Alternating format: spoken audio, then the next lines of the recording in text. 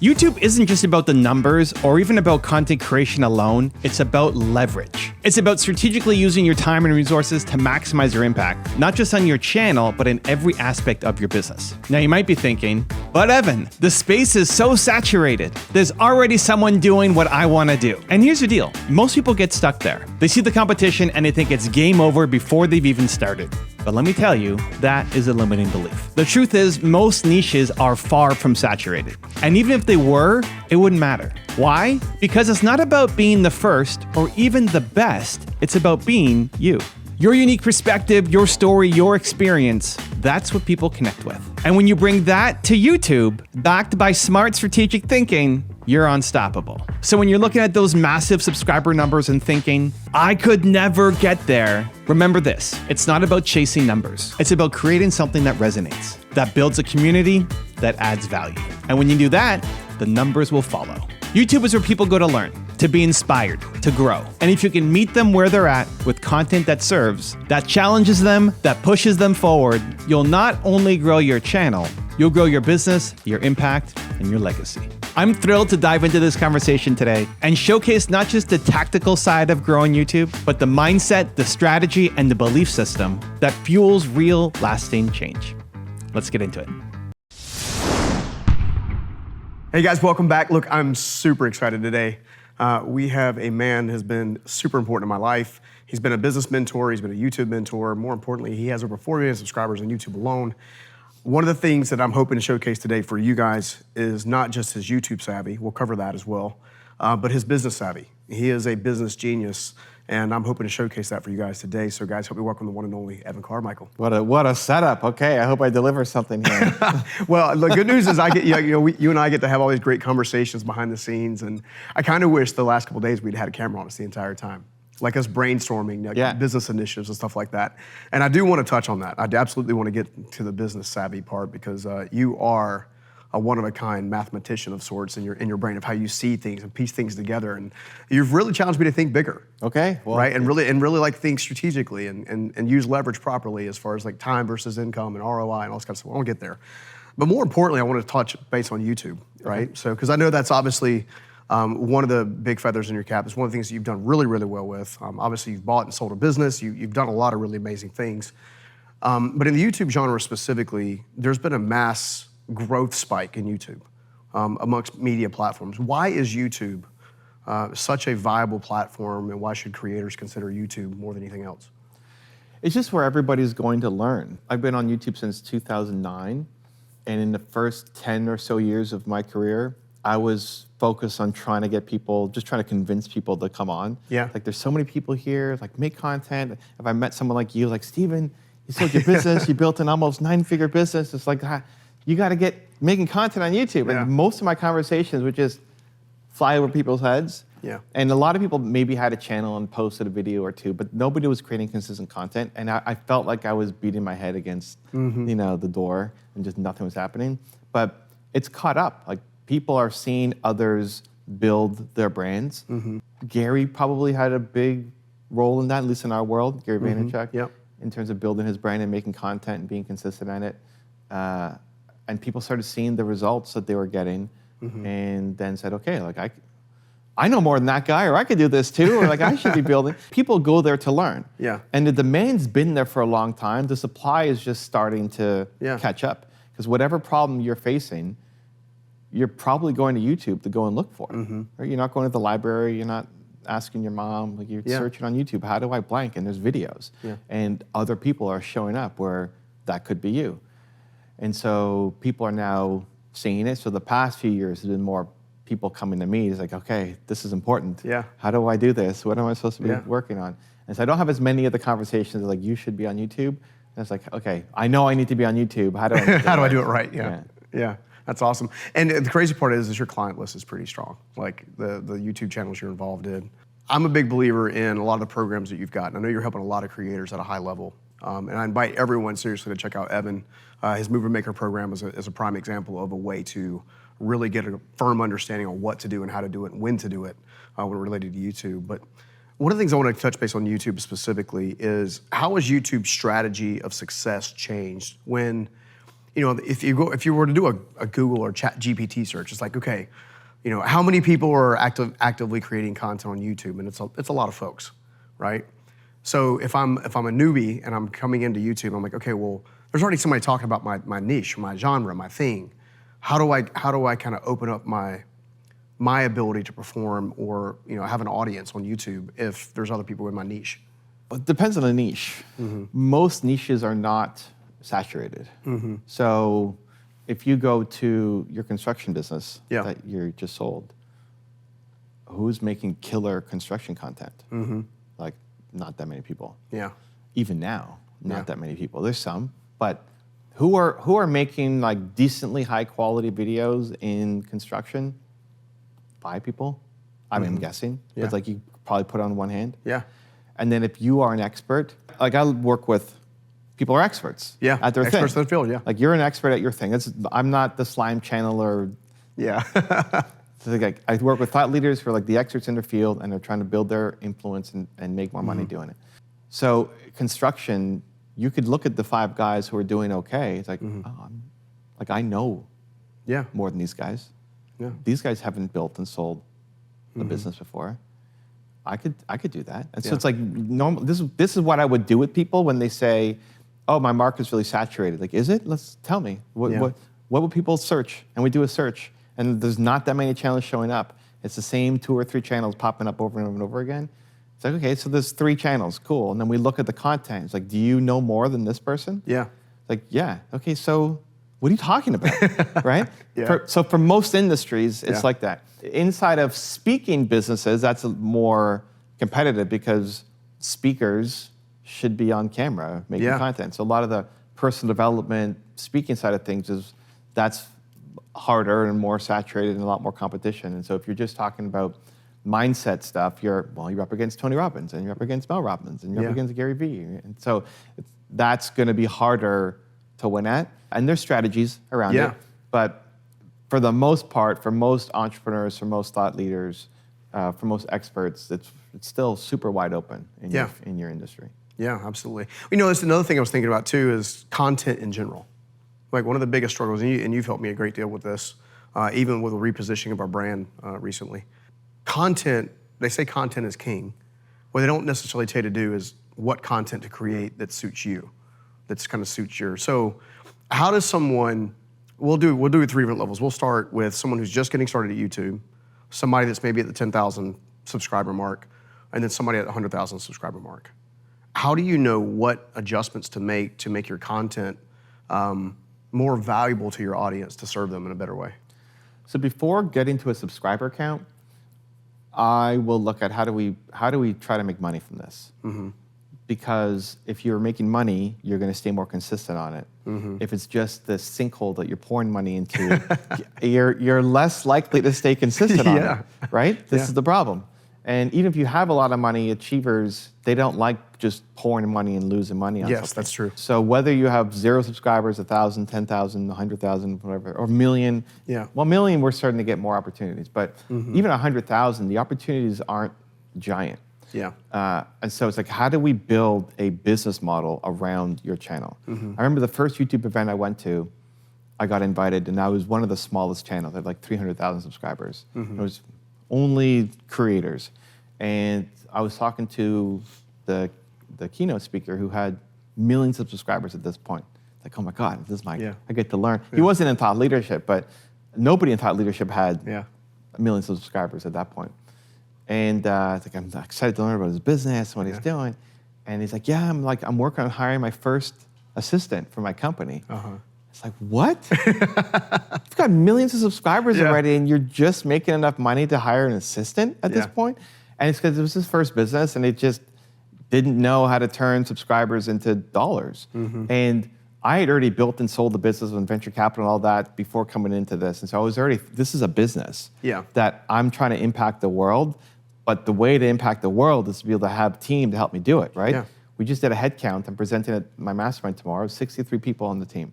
So I could do a lot more damage, a lot more impact, a lot more good, a lot more reach with 63 people helping me versus me trying to do this on my, even here, being here, right? I mean, Alex helped him set up, Danny behind the camera, Catherine on the audio. It's like, I don't know how to do any of this stuff. If it was me, it'd be like with my phone, trying to figure out how trampoline. it would be terrible. It'd be the worst, right? I would not have impact or reach. And at the beginning, it was me doing everything, and I was making one piece of content a week because I was doing everything myself. And the first hire I had in this business was an editor, video editor, who allowed me to go to video a day because he could edit better and way faster than me. And so I'm always thinking, how do we turn this YouTube thing into a business? And it's usually easiest when they already have a business. So I'm not mostly working with influencers who don't have a business and they're just trying to get famous. I'm working with people who have a business and they're trying to take their knowledge and bring it to the world and also grow their business. So usually, regardless of how many subscribers they have, we're thinking, how do we take this business of yours and how do I generate more business for you? Because if we can bring in an extra 7 figures for your business at 10 subscribers, like let's go and do that first so that you can hire a team to then help you scale. Because to go and get the million is going to be a lot of work and a lot of team, and that's going to cost money. So let's get you money first and prove that it works, and then we can worry about the other type of content. So that's how I'll usually approach it. If you're hitting 1 million, now we're starting making money probably off of AdSense. Like it starts to be a meaningful number. The channel itself is generating revenue, but 100,000 still, it's like you're not paying yourself very much. You're not really hiring a team for most people at 100,000 subscribers. So it's still the number one problem is like, how do I make money? And I'm a passion, purpose-driven first guy. But in order to realize your purpose, you need to have money to fund it. Now I was thinking about that too. There's an old term called "there's no margin, there's no ministry." Like, if you want to scale an organization, it does require a team. Those people, turns out, like to get paid, at least to pay their bills anyway. So there's you and I were talking briefly about this. I would say some of our friends, maybe a couple mutual friends. I know I struggled with this early on, with selling without serving or serving when selling. Just like how do I position? Kind of think through it. And one of the things you challenged me on, that was a monumental shift in my mindset, is I don't have to come out of the gate and make money on YouTube specifically, but YouTube drives lead sources towards avenues for me to make money and monetize to then reinvest and scale. When it comes to actually creating a monetization path, I want to dig in a little bit deeper and at least showcase it, because I feel like that was a monumental shift for me. So you were able to help me understand that you don't necessarily have to monetize based on viewers and subscribers. That will come in time by being consistent. But thinking outside of the box a little bit on monetization's path, we've brainstormed a few different things, and using YouTube as a conduit to bring in lead sources and to develop value for the audience, but then shaping up an outside, a B2B or a B2C play in regards to monetization. What are you seeing right now that actually works for a lot of different thought leaders? I know it's going to be a little bit different for each one, but what are maybe 3 lanes that you see that people aren't really thinking of? So I would look at it as I'm trying to make a meal from the ingredients we have. Where if we're trying to make money from our views and subscribers, that's like we're trying to grow new crops. And we got to get out there. We got to till the soil. We got to That's going to take a while before that starts producing wheat to then be able to grow to make something with. Where we already have ingredients. Like, how do we eat off of the ingredients that we got right now? So that's usually the creative challenge at the beginning, to think, how can we take our ingredients and make money? So I'm always asking, what are you selling? What do we got right now? If I look at your journey, I don't know how much the audience knows. You can share as much as you want. My audience knows I'm very vulnerable with it. So if we go back, we've known each other for how many years? About 3.5, 4 years. Okay. So if we look at the early days, if we're having this conversation at the very beginning. Which I think I had maybe 1,000 subs, maybe. 1,000 subs, 0 subs, 10 subs. I'm thinking of starting this channel, whatever, right? You had a lot of success in the real estate business. You still had your real estate company going. But you're now like, I want to serve, I want to help, I've learned all these mindset hacks and shifts, and I've become a better person. I want to give back, and that's what we all want to do. We learn something, we want to teach, and we want to help, we want to serve. And you went down the path of, okay, we're going to have a live event, I'm going to have my funnel all set up, we're going to have my course, all set up and everything. And the challenge with that is you need big audience to make it work. And it's a hard industry to break into because you're up against a Tony Robbins and everybody And they have else. crazy ad spends. They can outspend me. They can outspend you. They have outbranded you already. Yeah. Doesn't mean that you can't catch up. You can't close the gap. You'll get there. You're a worker. You're a grinder. You'll get there. But I don't want to at the beginning. Like that is the path of you're out like tilling the soil and planting seeds, right? Yeah. It's like I don't want to do that at the beginning. Yeah. Because it just takes too long. To your credit, you didn't quit. This is what I told Tom Bilyeu in the early days. Was like, I hope you keep going, because I loved his start and I loved his energy, what he was trying to do, and I see so many people who are like him come from. I have a $1 billion exit or whatever exit. Now I'm going to start a YouTube channel. I've seen it so many times, and then 3 months later, 6 months later, like they fizzle and they quit because they're not actually committed enough to it. It takes too long to generate revenue. Yeah. So I told him, like, I hope you don't quit. Like, you need to keep doing this. Not that my words were the thing that make me. It's just like my own desire to see him win was Let's be clear for a second. Strong. A lot of people listen to you when it comes to YouTube. Very successful people with big channels. Sure. So let's be clear. And Tom's been. I know you're humble and all, but let's be clear.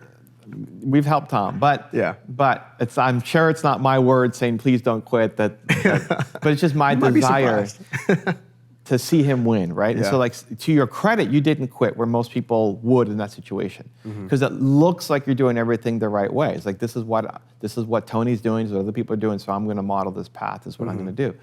So I'm going to launch my event, and I'm going to have my course, and I'm going to have my and then it's hard.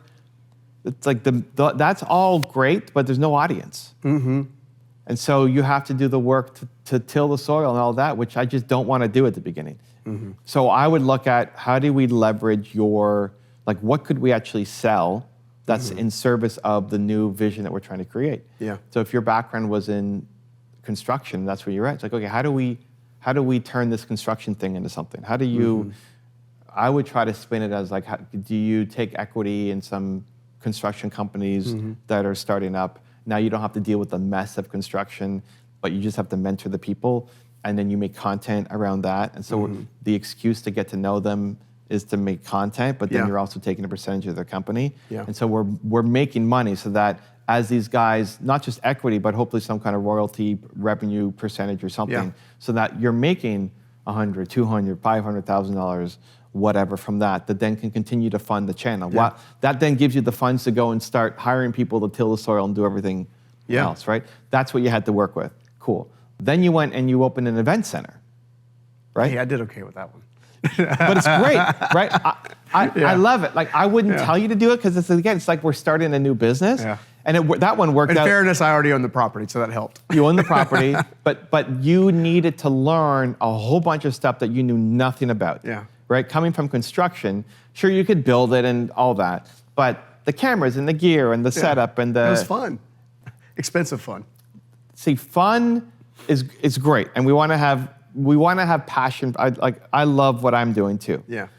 But there's a difference for me of like, if you treat it like a business, I try to actually treat it like a business instead of a hobby, right? So like, you can have fun, go play badminton or crochet or learn something else, right? Versus I need to make this, because if you came to me, it's like, I want to make this a business. Fun, has to be part of the equation. I'm not going to tell you to do something that you hate, but that's a risky long shot that most people don't hit on. Just like the courses. Like, not that the course thing couldn't work. You could have dropped $1 million in ad spend and maybe it works out. If I'm looking at you from the outside, I wouldn't bet on that working. Yeah. I wouldn't bet on the event thing working either.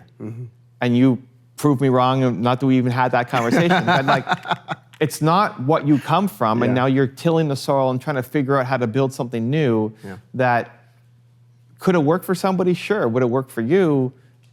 Probably not, because you don't know anything about the production business, and you don't know anything about gaining the clients. You're not connected enough to the people who are. It's not like people are banging down your door, Stephen. We need to have an event center. We need to have an event center, and it's like in North Carolina, right? Hey, Right? Now you... I mean, I did learn that moving to Utah, it's going to be a whole lot different with that facility there. So just volume-wise. Well, now you're much better set up too, right? Yeah. Now it makes more sense. That you willed it into existence. Mm-hmm. This is great Bill Gates quote where he was, in the early days of the computer industry and software, the standards hadn't been set yet for like what the computers would be, what the software was going to be, operating systems, all that. And Bill said his greatest compliment that he ever received was when one of the guys in the industry said, we think Bill is wrong, but he's just going to make it happen. Yeah. And then he made it happen. Yeah. Right? And so like that's similar. Like I would never tell you, or someone like you, open an event center because it's just too long to get a payoff and it's probably going to fail. But you made it work, so that's great. But it's like, that wasn't part of our ingredient list. Yeah. Right? So you made that happen, but I'm always looking for what is the ingredient. So now that you have that and it's working, cool, let's expand on that. Do the events, now you're way better connected, you're gonna make fewer mistakes, you have contacts, awesome, go off and do it.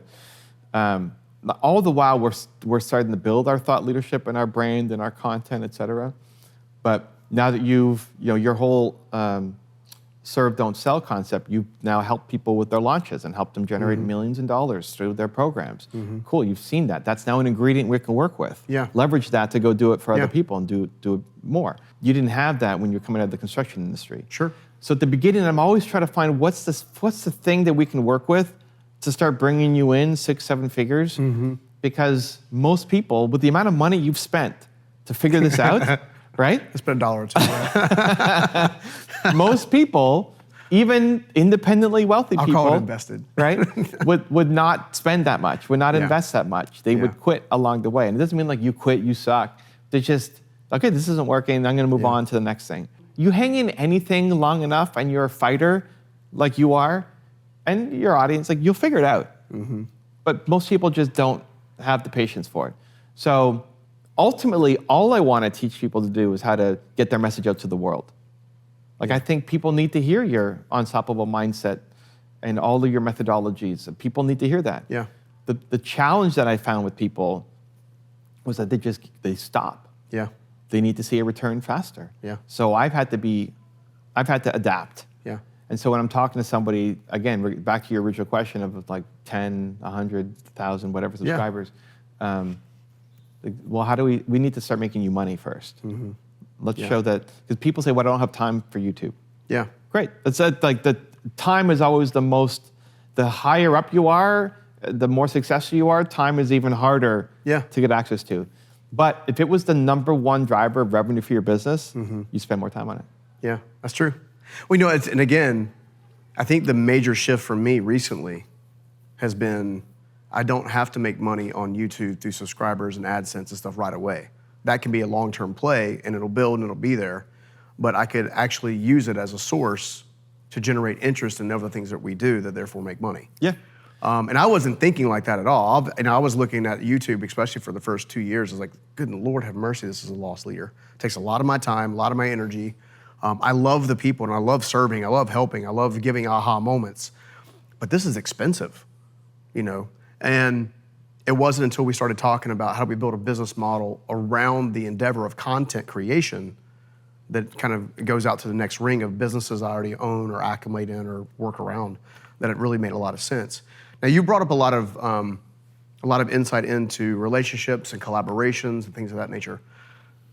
I'm a firm believer, especially being around this industry now for several years, the quote unquote thought leadership world, personal development world, that relationships are literally, they're vital from my perspective. How do you determine nowadays who to collaborate with, who not to collaborate with, to prevent from getting burned, but also increase the chance of a win-win success? How do you see that relationship? How do you see relationships? There's a line,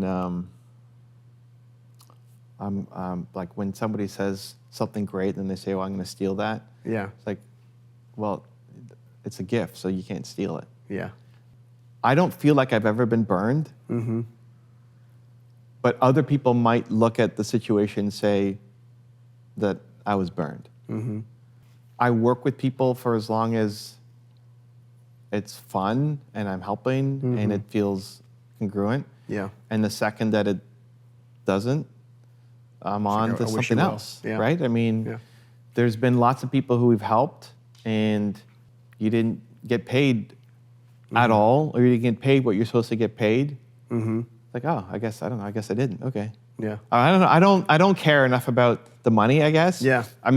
We make money. Yeah. And I want to make more money. But there's no, like I've never fought a lawsuit. We've never gone to court. We've never even had to. Yeah. You don't like what we're doing? Cool. Like, we'll move on. I think I've been fortunate to be around people who keep wanting to come back, and we try to do good work and try to support them. I think that brings in the right kind of people. But I don't know. I don't even think about it. Yeah. I don't go into anything thinking, what if this guy burns me? Yeah.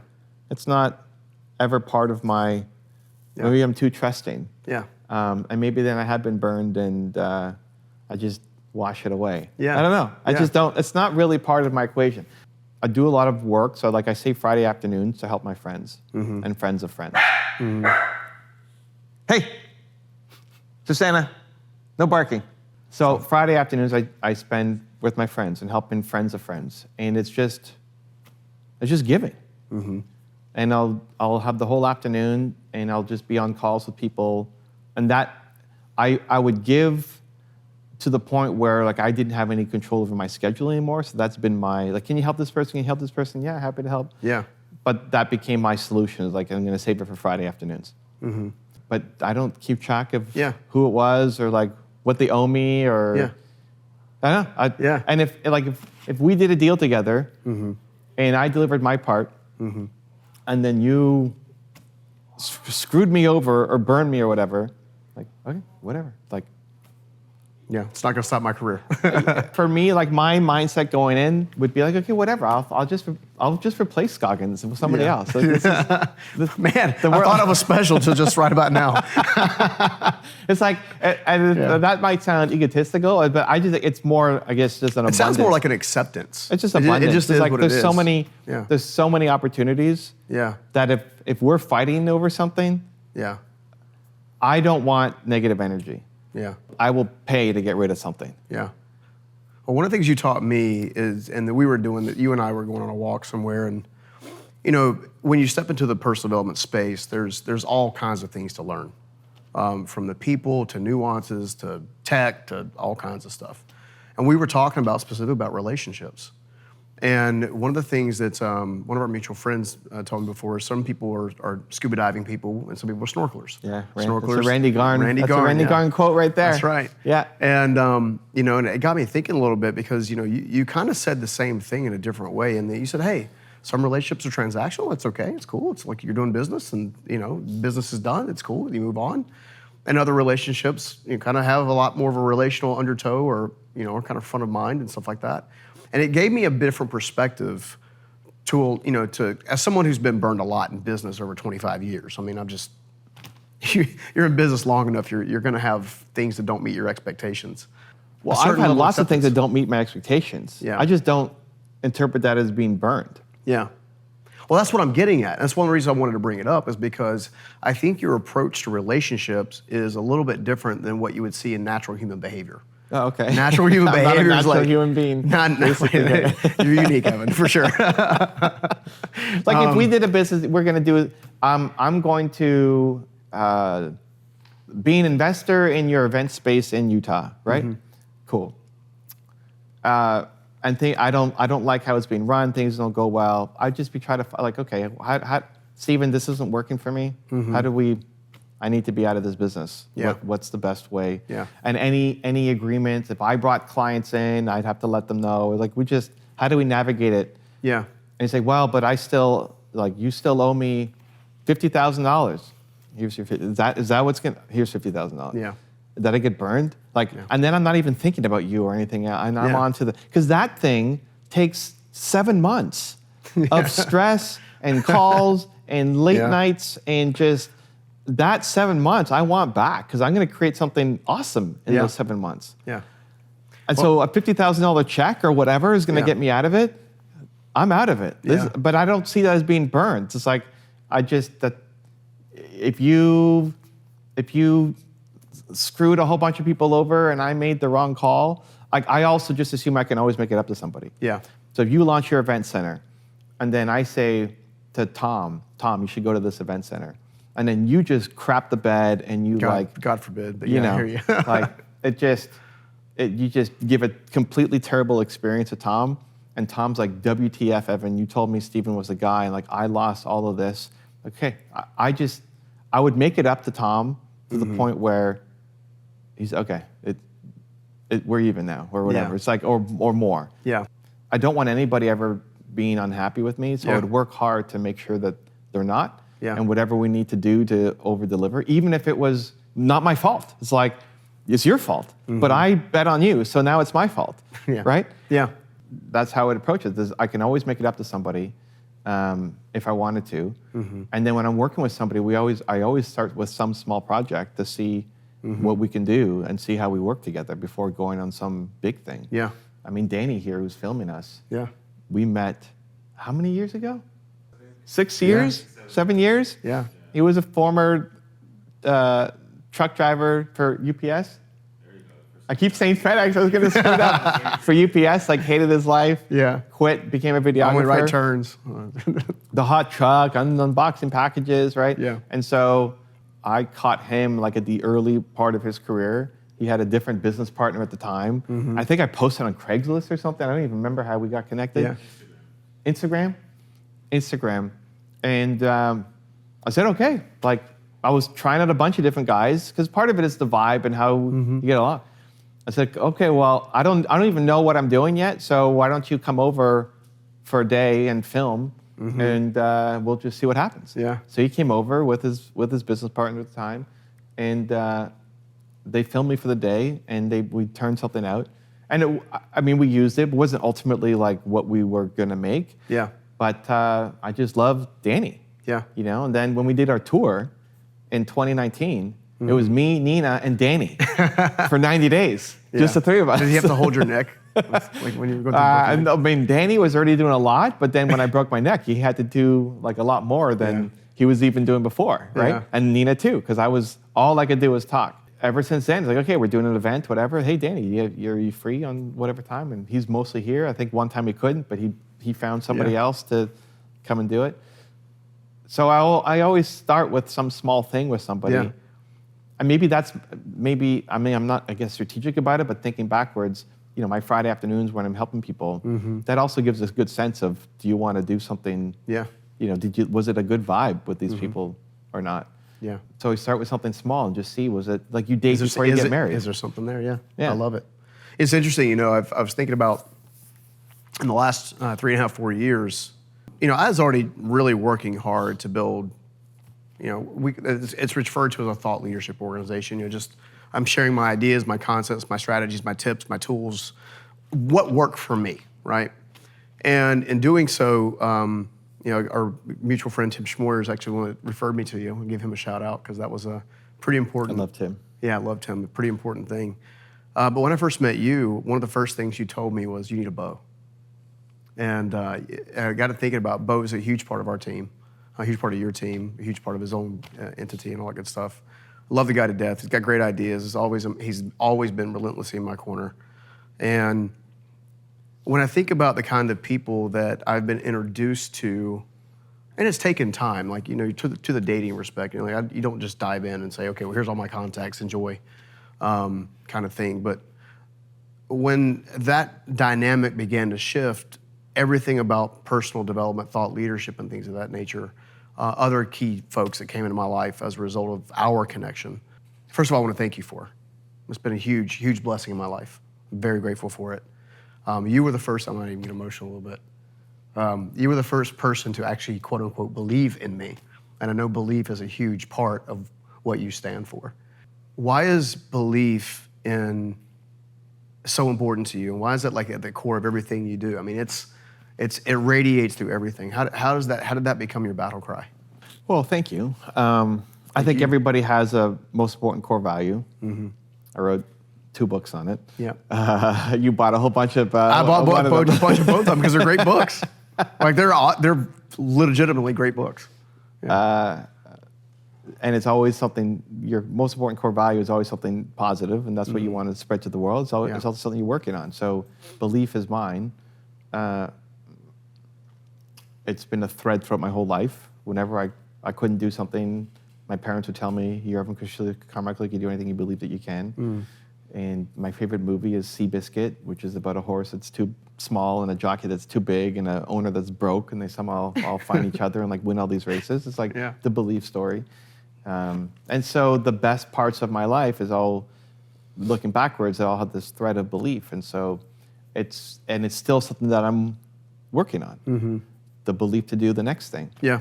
Right. So even looking at I have a slide tomorrow for the mastermind where I did my head count, and there's 63 people on our team now. And then the slide is me with like my head exploding because it's like, that's crazy. I didn't think it. I don't think I have 63 people on my team. But then saying that it's crazy also means like, how are you going to get to 600 or 6,000? Yeah. 63 people is a small company. It's like it's a nothing, tiny little. If I'm trying to solve the world's biggest problem, people don't believe in themselves enough. I'm going to need a lot of help. Way more than 63 people. So, but I don't know how to do that. Like I don't believe in myself to build a 6,000. I have no concept of what that even looks like, and so I still need it myself. And so whatever your most important core value is, it's what you're trying to give to the world, and it's also what you need yourself. Yeah. And then people ask, well, isn't that imposter syndrome? Like, how are you helping people with a thing that you haven't figured out yourself? And I think of it as we're this mountain that we're climbing, and you're never reaching the top, but you're taking steps. And I might be at step 200, and there's still 8,000 more steps to go. And now I can't help them get to step 8,000 because I'm only at 200, but I can help them get to 199. Yeah. Right. So like I have a lot of belief in myself to do the things that I've already done, where most people are stuck at step 0. Yeah. So I can pour a lot of belief into people. I just don't believe myself to get to step 8,000. And so I'm working on it, constantly trying to get better. Yeah.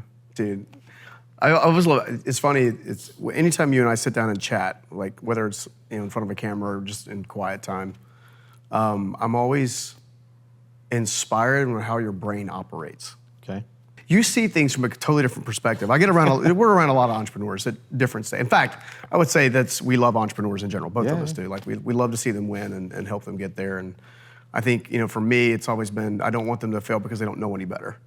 When there's insights and information they can get to get there. But in the perspectives that you share, you always see things from a different angle that always spurs additional conversation, additional thought, additional wisdom, additional steps.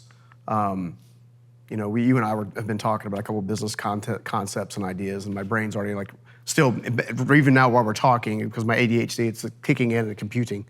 Like, all right, how does that work, right, kind of thing. I say all that to say, I know mentorship in general, you and I both believe in. We've both had mentors that have poured into us. There's been, I know a huge part of your early days, if not even more important now, is you're researching some of the most important people on the planet to figure out and reverse engineer how did they do what they did. The top 10 list came from a lot of those. What is it about mentorship that you feel like anchors in results for people that they can't get anywhere else? I think it's the one belief that it's possible. To be able to see somebody who's done it. Yeah. And they probably came from a worse situation and have less resources than what you have right now. And they said that they made it. Like, okay, so that's possible. Yeah. Because when you look at your immediate family, you don't think anything is possible. Yeah. And then 2 is the actual strategies. Like, what did they do? How did they think? How did they get there? And that's what I call aspirational mentors. So I've learned a lot from people from videos that I've never met. Yeah. I may never meet. I just almost finished, 80% finished watching the podcast of Howard Schultz. It's like a 3.5-hour interview with Howard Schultz. Howard Schultz is one of my guys. Like if you go into my basement, there's 5 people on the wall. Hanging on the wall. My parents, and one of them is Howard Schultz. And unfortunately, he doesn't have a ton of content. So it's like he did a 3.5-hour interview. I got to watch this whole thing. This is gold, yeah. And I like the way he thinks and the way he sees a lot of things. And seeing how he reacts to things makes me like, I don't know that I would react that way. Yeah. Like, that's an interesting way to do, and I hope I have the courage to do that the next time I get faced with something like that. Right? There's a great Elon Musk video where he's on some major news network, CNN or whatever, and this is maybe 10 years ago, where he's talking about how AI is going to kill the world. Robots are taking over. Way before AI. Meanwhile, they're building a robot, but yeah, go ahead. Right? So it's like way before it ever hit, right? Yeah. And then, so it makes this like outlandish claim, and then they ask him, okay, well, how's it going to happen? He's like, I don't know. And then they ask some follow-up questions. He's like, he doesn't know. A lot of these guys are not great at distilling their own lessons. And so you have to read between the lines and take the lesson that you want to take from it. So some people might look at that and say, well, Elon Musk is crazy, or he's a egomaniac, or he's just making outlandish claims or whatever. The way my weird brain, I guess, looks at that is like, wow, this guy like believes this, goes on national news and says this bold claim, but then doesn't know how to answer the follow-up questions. So he just says, I don't know. Where I feel like if somebody asked me a question, I would try to stumble for an answer. Stumble here into an answer. Right? It's like, isn't that what you're, like, I just feel like that would be my default, is that, especially if I said something and then you ask me how, and then I say, I don't know, it feels like that's really bad. But he, I guess, for whatever reason, self-confidence, self-belief, he just says, I don't know, when he doesn't know. Well, I feel like I would stumble through an answer. And so what I take from that is I hope that if I get in that situation, I say, I don't know. And so it's the willingness to, like, if you watch how somebody operates, you learn through osmosis. And so I'm trying to, even in a virtual world, hang out with people who I'm trying to learn something from. It doesn't mean you take everything. I don't want to be Elon Musk.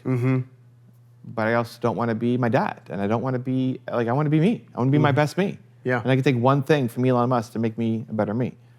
And so I've learned a lot through aspirational mentors. Maybe because I'm introverted or shy or whatever, and I'm a visual learner, so I can see it. I'm the same way, But a lot of it is whether it's reading between the lines or taking your own interpretation of it. Maybe for Elon, it's like, oh, that's no big deal. Okay, well, for me, that's a big deal. Turns out it's $1 billion idea, Elon, but it's fine.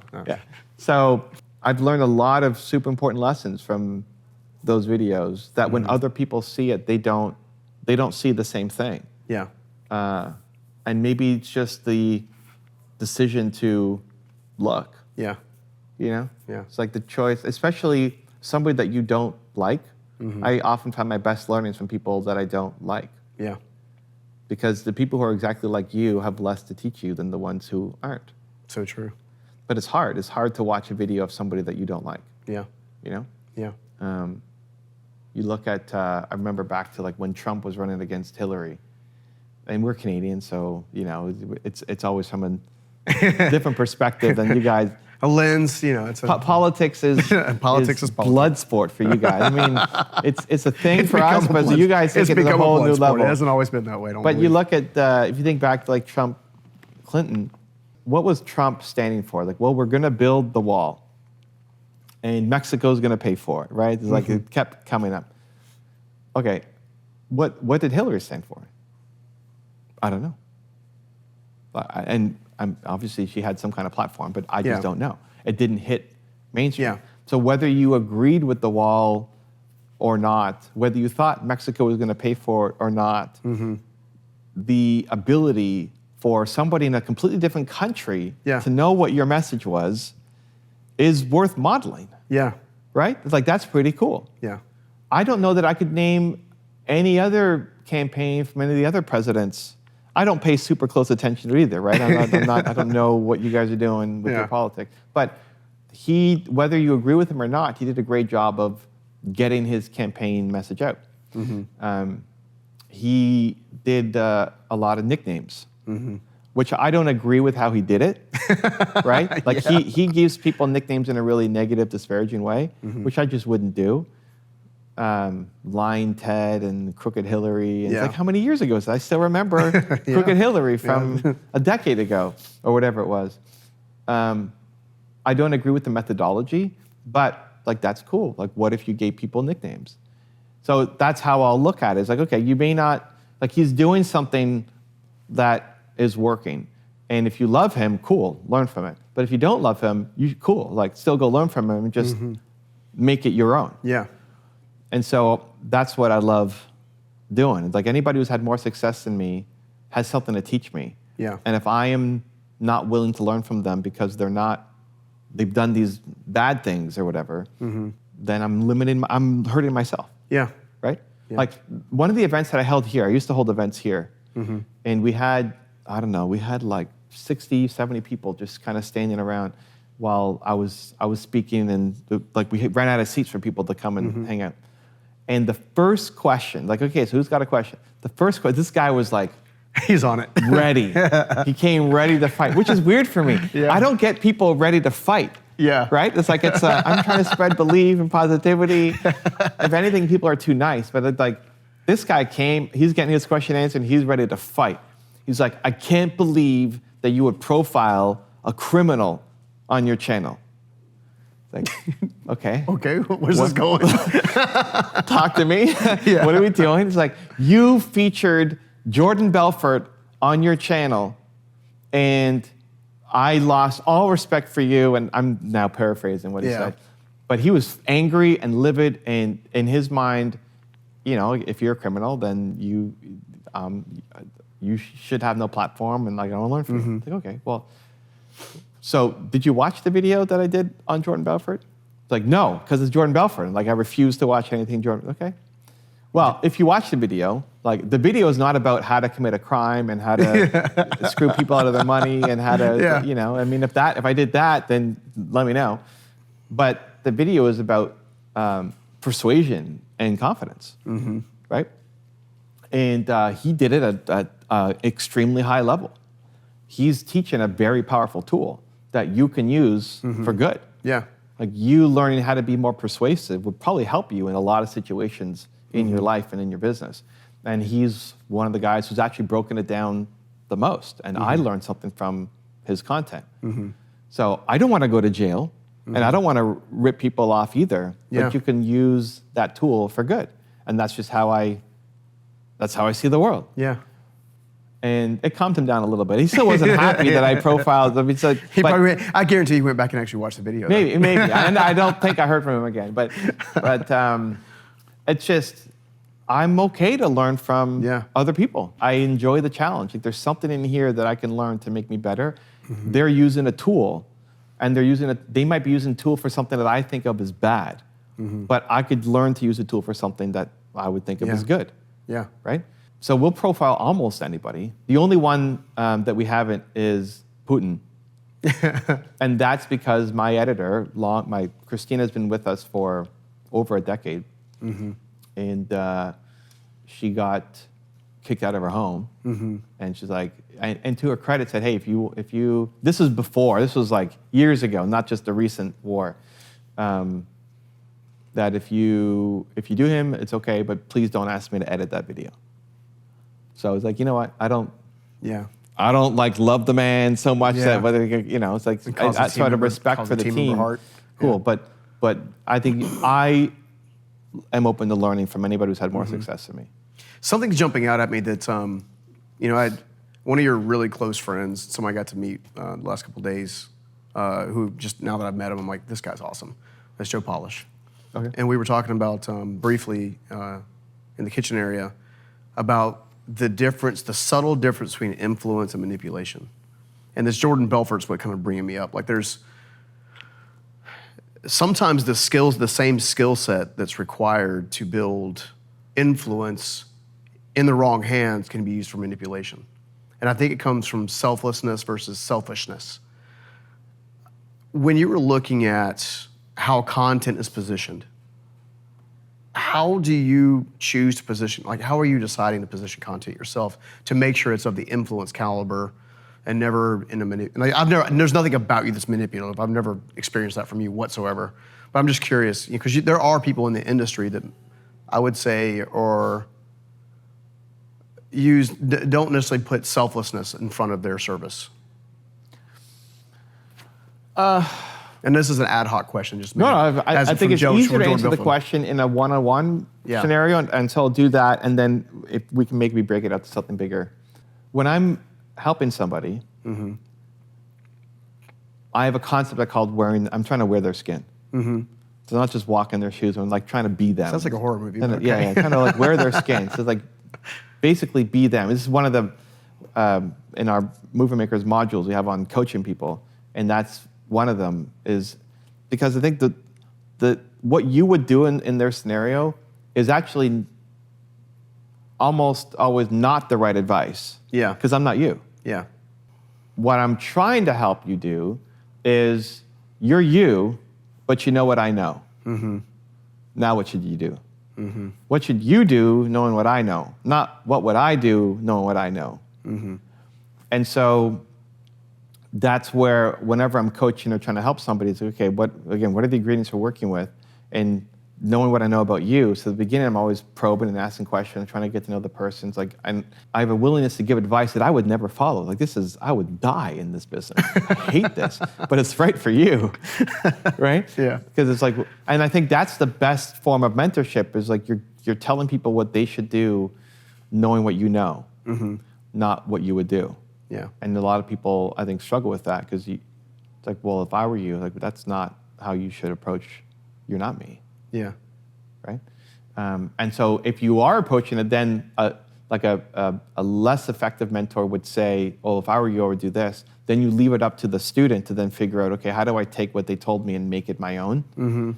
Because you can't just copy what somebody else is. It's just not going to work as well for you as it did for them. You have to customize it. And so a better mentor would help you customize it.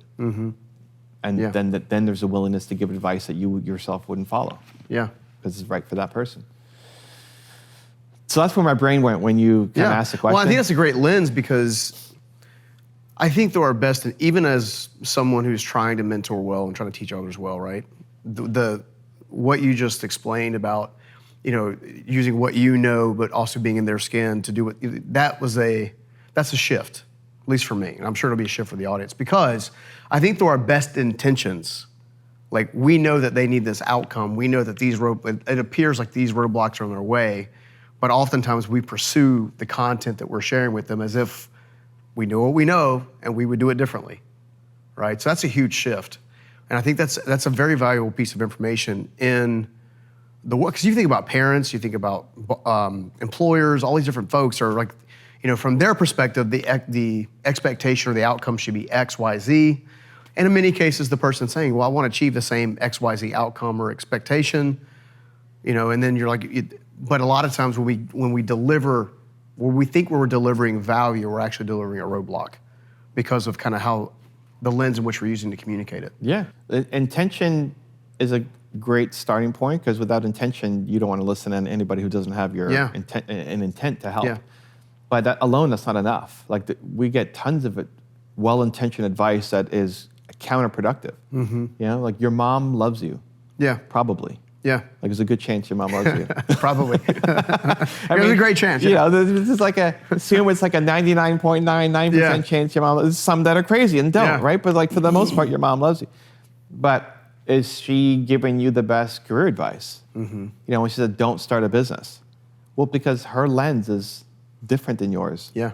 She likes security. She values others. She wants you to be successful and be safe, but she sees it through the world of get a job, whatever, the world that she grew up in, or your dad or your grandparents, whatever. So the intention is there, but they're telling you what they would do. Yeah.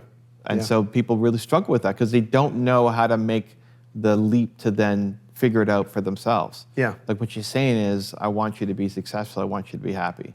Yeah. She doesn't know how to do it because she hasn't done the thing that you want to go off and do. Yeah. That's a part, it has me thinking like, I went and built that construction business from literally nothing, trash piles on a construction site. And I remember my father coming to me in the moment, acting like I was crazy, but it was something I knew I had to do. And I remember him saying, Scoggins don't get ahead, they get by. And that was clearly a lifeline that he was believing. So the lens in which he was trying in his mind to love me well and teach me well was actually casting a roadblock directly in front of me. And I think that's an important distinction, because I find that a lot of the people closest to us when we're trying to shift gears and become something more, if the people around us haven't done something more, it's impossible for them to understand the vision or even the attempt at creating a strategy to get there. And that's another reason why I love the masterminds and community groups so much. And I want to talk about Market Movers for just a minute. What was the passion behind creating the program? And and having, like, tomorrow we're going to have an amazing mastermind with several of your members. And I've been around you long enough to know that value is going to just fall, like it's just going to be there.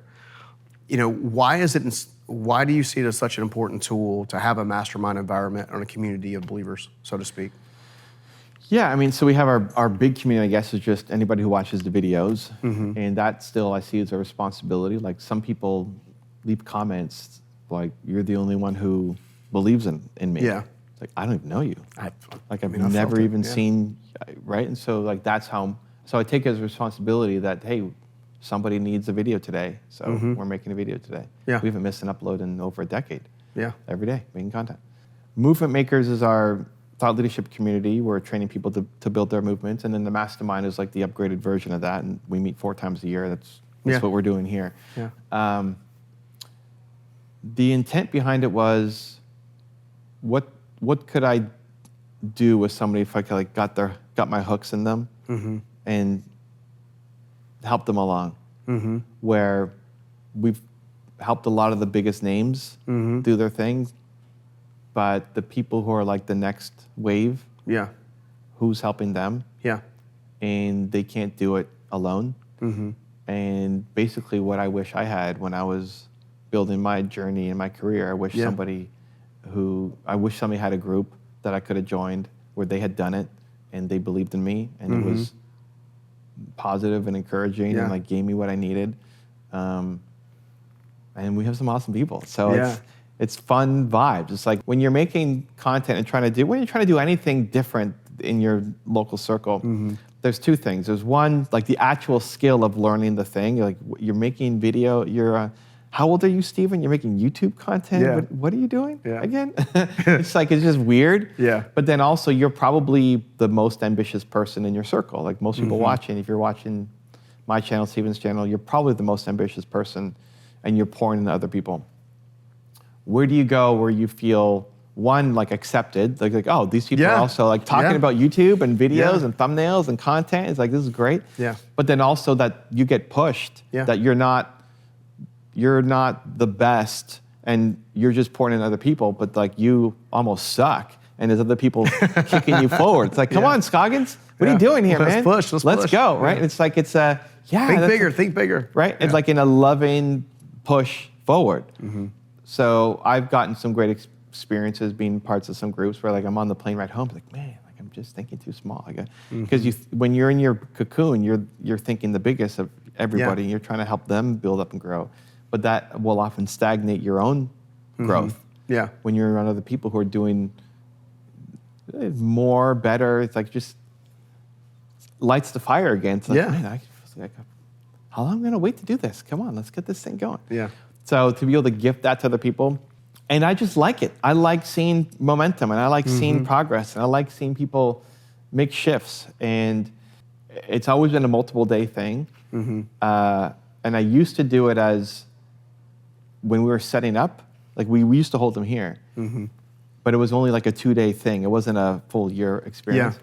And when we were setting up, I'd always even invite people to, like, hey, we're setting up the night before. If you want to come help set up, come on out. And we'd always have some people come on out and set up tables and chairs, even though they're paying to be here. But it's just the vibe. It's the fun. It's like, I'm meeting people here today. We're going to go for dinner. It's going to be great. Because it happens, the 2 days fly so quick, and then I miss everybody. So it's like, I'm already sending DMs in advance. We were at the mall. I was sending some DMs to people while you were in the stores, just to, like, it's coming. This is happening. Like, I miss you already, and you haven't even come here yet. That's like, I love that vibe, because it energizes me to see people connect. And I think together you can do a lot more. So if anything, I wish I had it sooner. I don't know that I would have even joined the group necessarily, because I'm too shy and introverted, and it would have taken me a long time to get comfortable even joining the group. So I'm trying to create a group that I would have joined and found valuable. Yeah. No, I love it. And I think you're doing that. Like, I've met a handful of folks that are part of your program, and they're all phenomenal human beings doing all fantastic stuff in all kinds of genres. And it's interesting because you are the nucleus, but they're also collaborating amongst themselves based on content that everybody's discussing. So it is a family-like environment. It's a really cool experience. It's funny to be kind of watching and just kind of seeing how it all plays out and kind of how you interact. Yeah, from the masterminds I've been a part of, one of the things that I enjoyed the most was the actual masterminding. And I found that they didn't do enough of it. They did like one segment on 2 days where you're actually talking. Discussing and and it's like you could talk over lunch or whatever, but when we're actually trying to help somebody, and when you're in a room full of givers who are trying to pour into each other, it's really cool. Like, it's sometimes hard to ask for help. It's like you're so used to helping that it's like, I don't even, oh, you want to help me? Wow, what do I need help with? Right? And so I love that part so much that we have it on both days. So I mean, you'll see it tomorrow. We'll put you in a group, and there'll be 3 people, and usually 3 people and like a helper. And everybody gets 20 minutes. So like, okay, here's what I need help with. And you just pour into that person, and you switch. Yeah. And we do it again on the next day, but your groups will switch, so you're with different people. And you get advice, you get connection, friendships get built, businesses get built. I never wanted to be the almighty whatever coming in and just come and watch a keynote for 16 days straight. I hate that. It's like but obviously I have information to share, so we're gonna do that. But that was my favorite part, is I think if you get connected to other people who are also doing their thing, regardless of me, I could form a connection to people, but that's really limited. If you then get connected to 10 other people who are also trying to do cool things, that allows you to go and do more cool things, which is great. I'm going to pivot just slightly, just for a hot second. This is a hot second. A hot second. Well, it might be like closer to 2 minutes, but we'll see.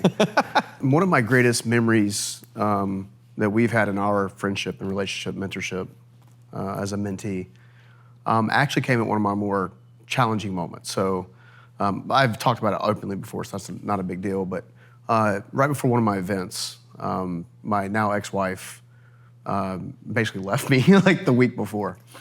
And I sent out I had a lot of money invested in the event. I had a lot of people like yourself that were speaking in the event. And, I chose to go out and make a video for everybody. It was like, hey guys, this is what's going on. I'm just letting you know what's going on in my life. I think it was not even 15 minutes and you'd already responded, hey dude, let's get on a call.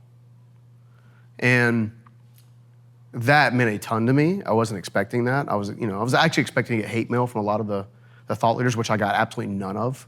They all were amazing human beings. And I remember one of our mutual friends, Emerald Lago, saying, one or none, I'm coming, like kind of concept. And it filled my cup. But one of the things I didn't appreciate then that you taught me in that moment that I appreciate now is the importance of surrounding yourself with a good partner. Like you had made a comment about some of your early days, and you even gave me like a screenshot of your YouTube channel. It's like, here's my YouTube channel, here's where Nina got interjected in my life, and now boom, that kind of thing. And I remember last night I was trying to help Nina put together a bed frame, and by the way, she's amazing. Like when you say you surround yourself with great people, you absolutely do. And I like to collect good people. Collect people, which you have a whole army of. Yeah.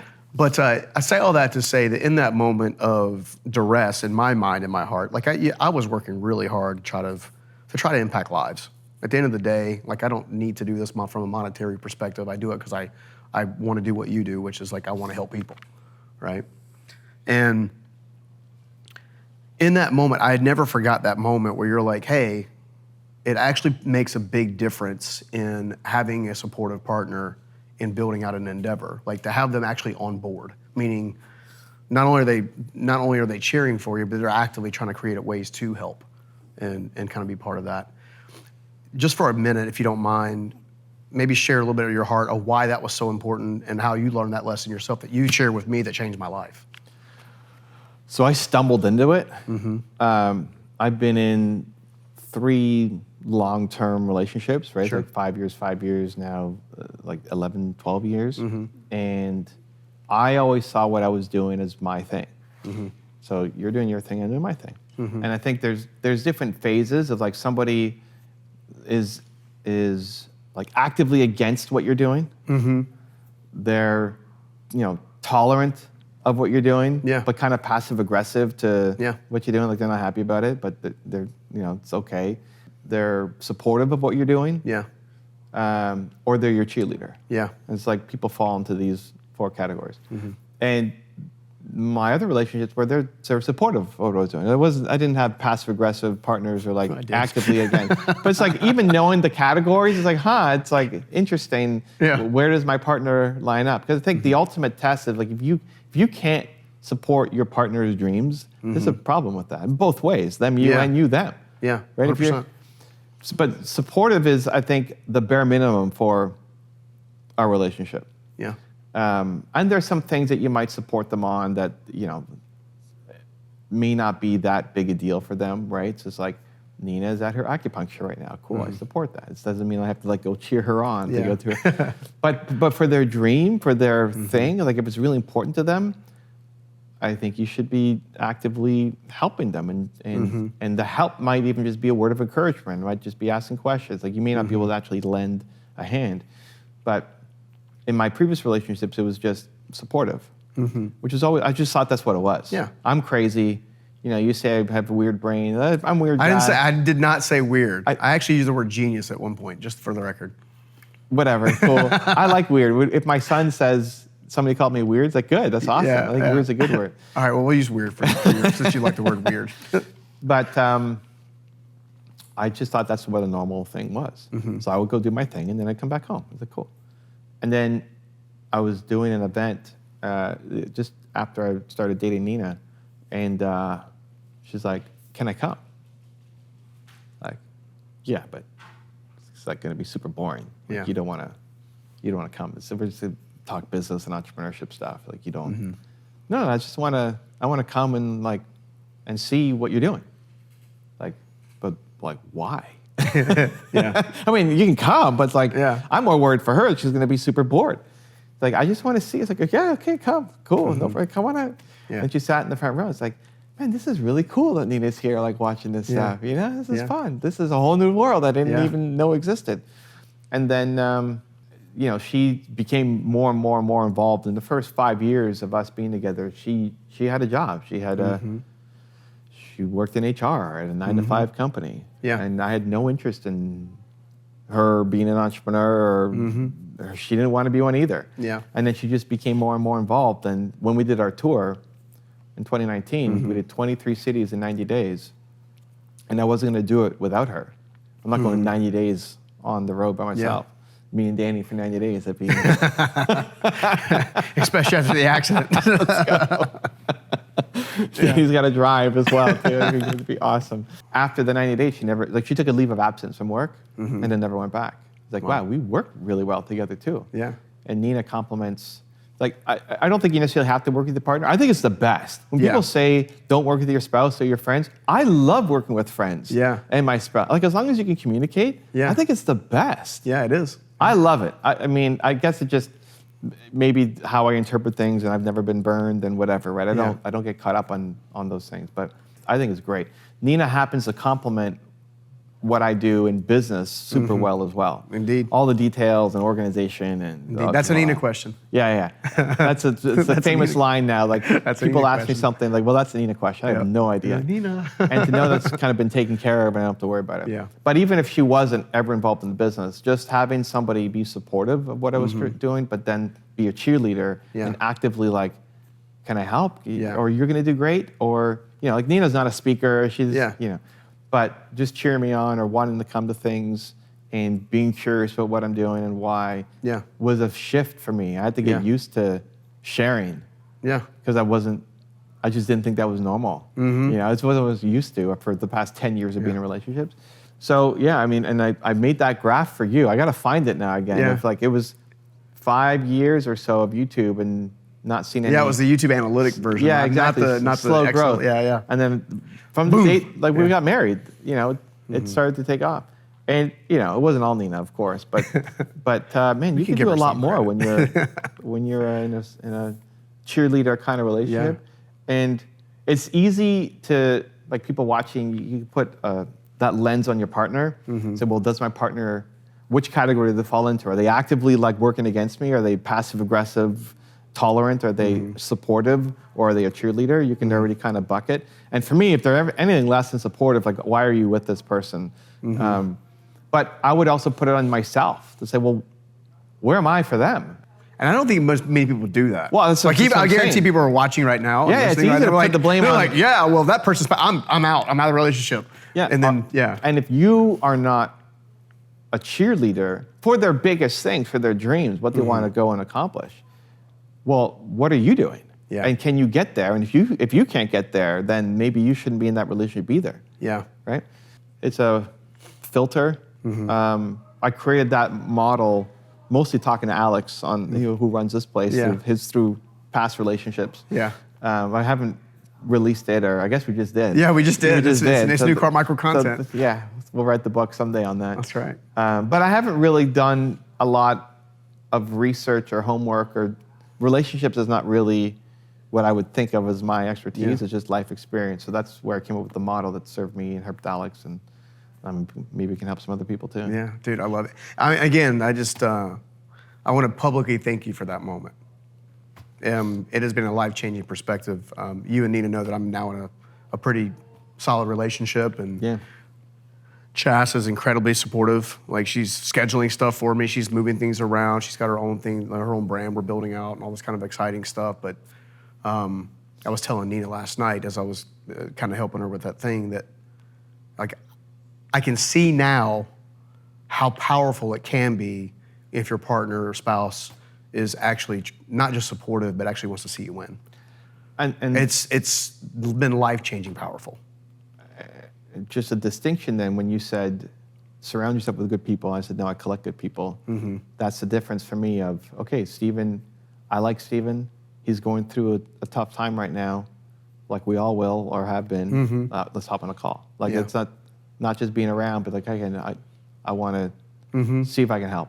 Yeah. And so I'll go out of my way to do things for people because I just something about them. It's like I like their energy. I want them in my life. I'll like fight to find a way to do something.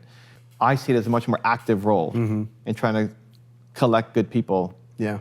And maybe it goes back to the who do you surround yourself with, and like your earlier show me your 5 friends, I'll show you your future. But you were asking about like burning and partner with the right people. So scuba diving versus snorkeling, all that stuff. It's more of a heart question and less of a brain. I don't have a checklist that I'm, okay, this person is this and this and this. Is like, I don't know, I like this Crazy person. part is I think most of us, until we learn a different behavior, think more of a checklist. Well, they did this thing wrong or they did this thing right. And they don't think that they take the time. I think human nature is, a lot of times when you're looking at the lens of your relationships, you have your positive check, your pros and your cons, and you're very seldom look at yourself to say, okay, what are my pros and cons for them? So I think that's a very important distinction, even just the conversation of, have a supportive partner. Yeah. Like, I think it's incredible. If you're not a cheerleader for them, that's a gut check.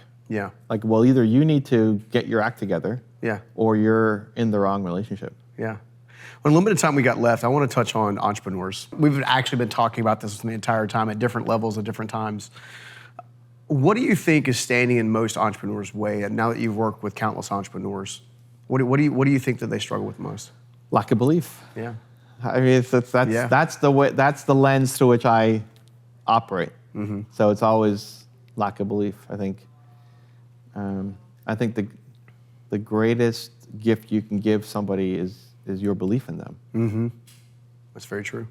More than like a tactic of, we're here doing YouTube videos, whatever, more than just use this thumbnail or call your video this. Those are great, but like you've given people the perfect strategies and they've not done anything with it because of a lack of belief that it's possible. And just having one person believe in you can make all the difference.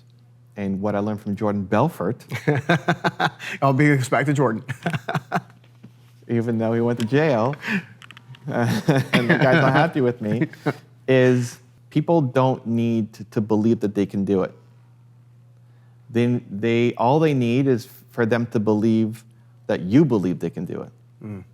And the fact that Steven believes that I can do it, like actually believes I can do it, makes me think,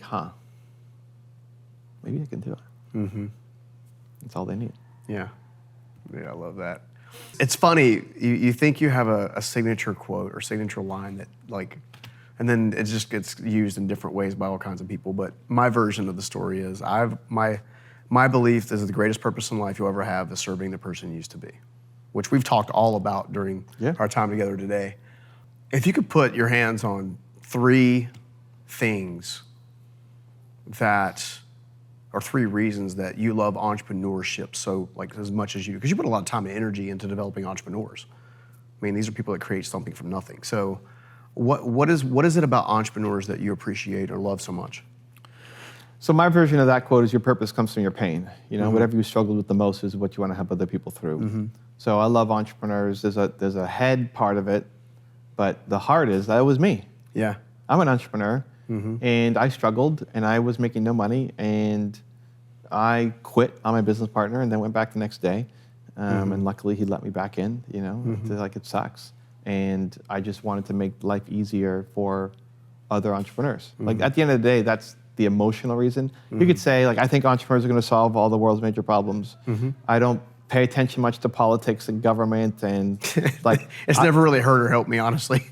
It's just obviously they like if we're going to go to war with another country, that's our leaders who are making the that's a big decision. So sure, I just don't work through that lens. I think whatever problem we face is going to be entrepreneurs that solve the problem, and even if I'm wrong, the entrepreneurs will be part of the solution, and it's just a framework through which I see the world and operate. So that's more the head, like, okay, well, if I help more entrepreneurs, we can do more good. You know, I want people to learn more about Stephen Scoggs and his message. I think about if he had 100 million people watching his stuff, like the ripple effects that has out to the world. But really, it's like I struggled so much with it. I just want to make the road easier for the next generation. Yeah, dude, man, you're awesome. All right, final question with the limited time we got left. So we'll try to make it a doozy. If there was one question on the planet that you've always wanted to be asked that's never been asked, what would it be, and what's the answer? I don't know. I don't think that way. Oh, dang. Yeah, unfortunately, because this would have been the banger. I just want to be of service, and that is different for whoever I have. Like my hope is that you ask the question that you really wanted to ask, and you know, before I used to get upset at podcasts because I do a lot of podcasts with people, and then once the camera stops, you know, I really want to know like this, like, God, dude, like you. Why didn't you ask that question? This is first off, this should be recorded, and second, lead with that question next time, because we just went through 30 minutes of whatever, thinking that your audience would care about, but we didn't actually get the question that you wanted answered. And so I made a video that my assistant sends to people in advance of them doing an interview with me. That lays out basically. I got the first one. The first time we did an interview a few years ago. Yeah. Okay, so it's probably shifted a little bit, but it's basically 5 things, whatever, to keep in mind before you do an interview with Evan, right? So it's like, don't do an intro of him while you're on the call. Ask the question that you want answered. Yeah. So, and there's a few other things I don't remember, but I just want to be as helpful as possible to the person who's in front of me. I'm not even thinking like, how many views is it going to get, and whose channel is it going to be? It's like, how do I be valuable as possible in this time to the person in front of me? And for that to happen, you need to ask the question that you 100%. Care the most about than like whatever my answer is to the question that I wish people. I got lucky. I got to ask a bunch. Right? So. But that actually, it's been like a shift over the years of being on podcasts. It's like giving people the confidence or belief to ask the question that they personally want answered. And knowing that by asking that question, people think, well, it's too selfish. Like I want to help the audience. Yeah, but like through your question, you're going to help the audience the most. Instead of asking me like, what would you tell your 18-year-old self, or like the same question as everybody else asks, right? And so as a lesson to myself too, is trying to figure out, okay, if I'm asking a question, what's the question that I really want to have answered if I'm meeting this person? Yeah. I love it, man. There you go. Well, in wrapping this up, I'll say that here's what I've learned in the last 48 hours. Not only the importance of thinking a little bigger in terms of leverage, meaning I'm going to invest this amount of time and energy into doing this thing.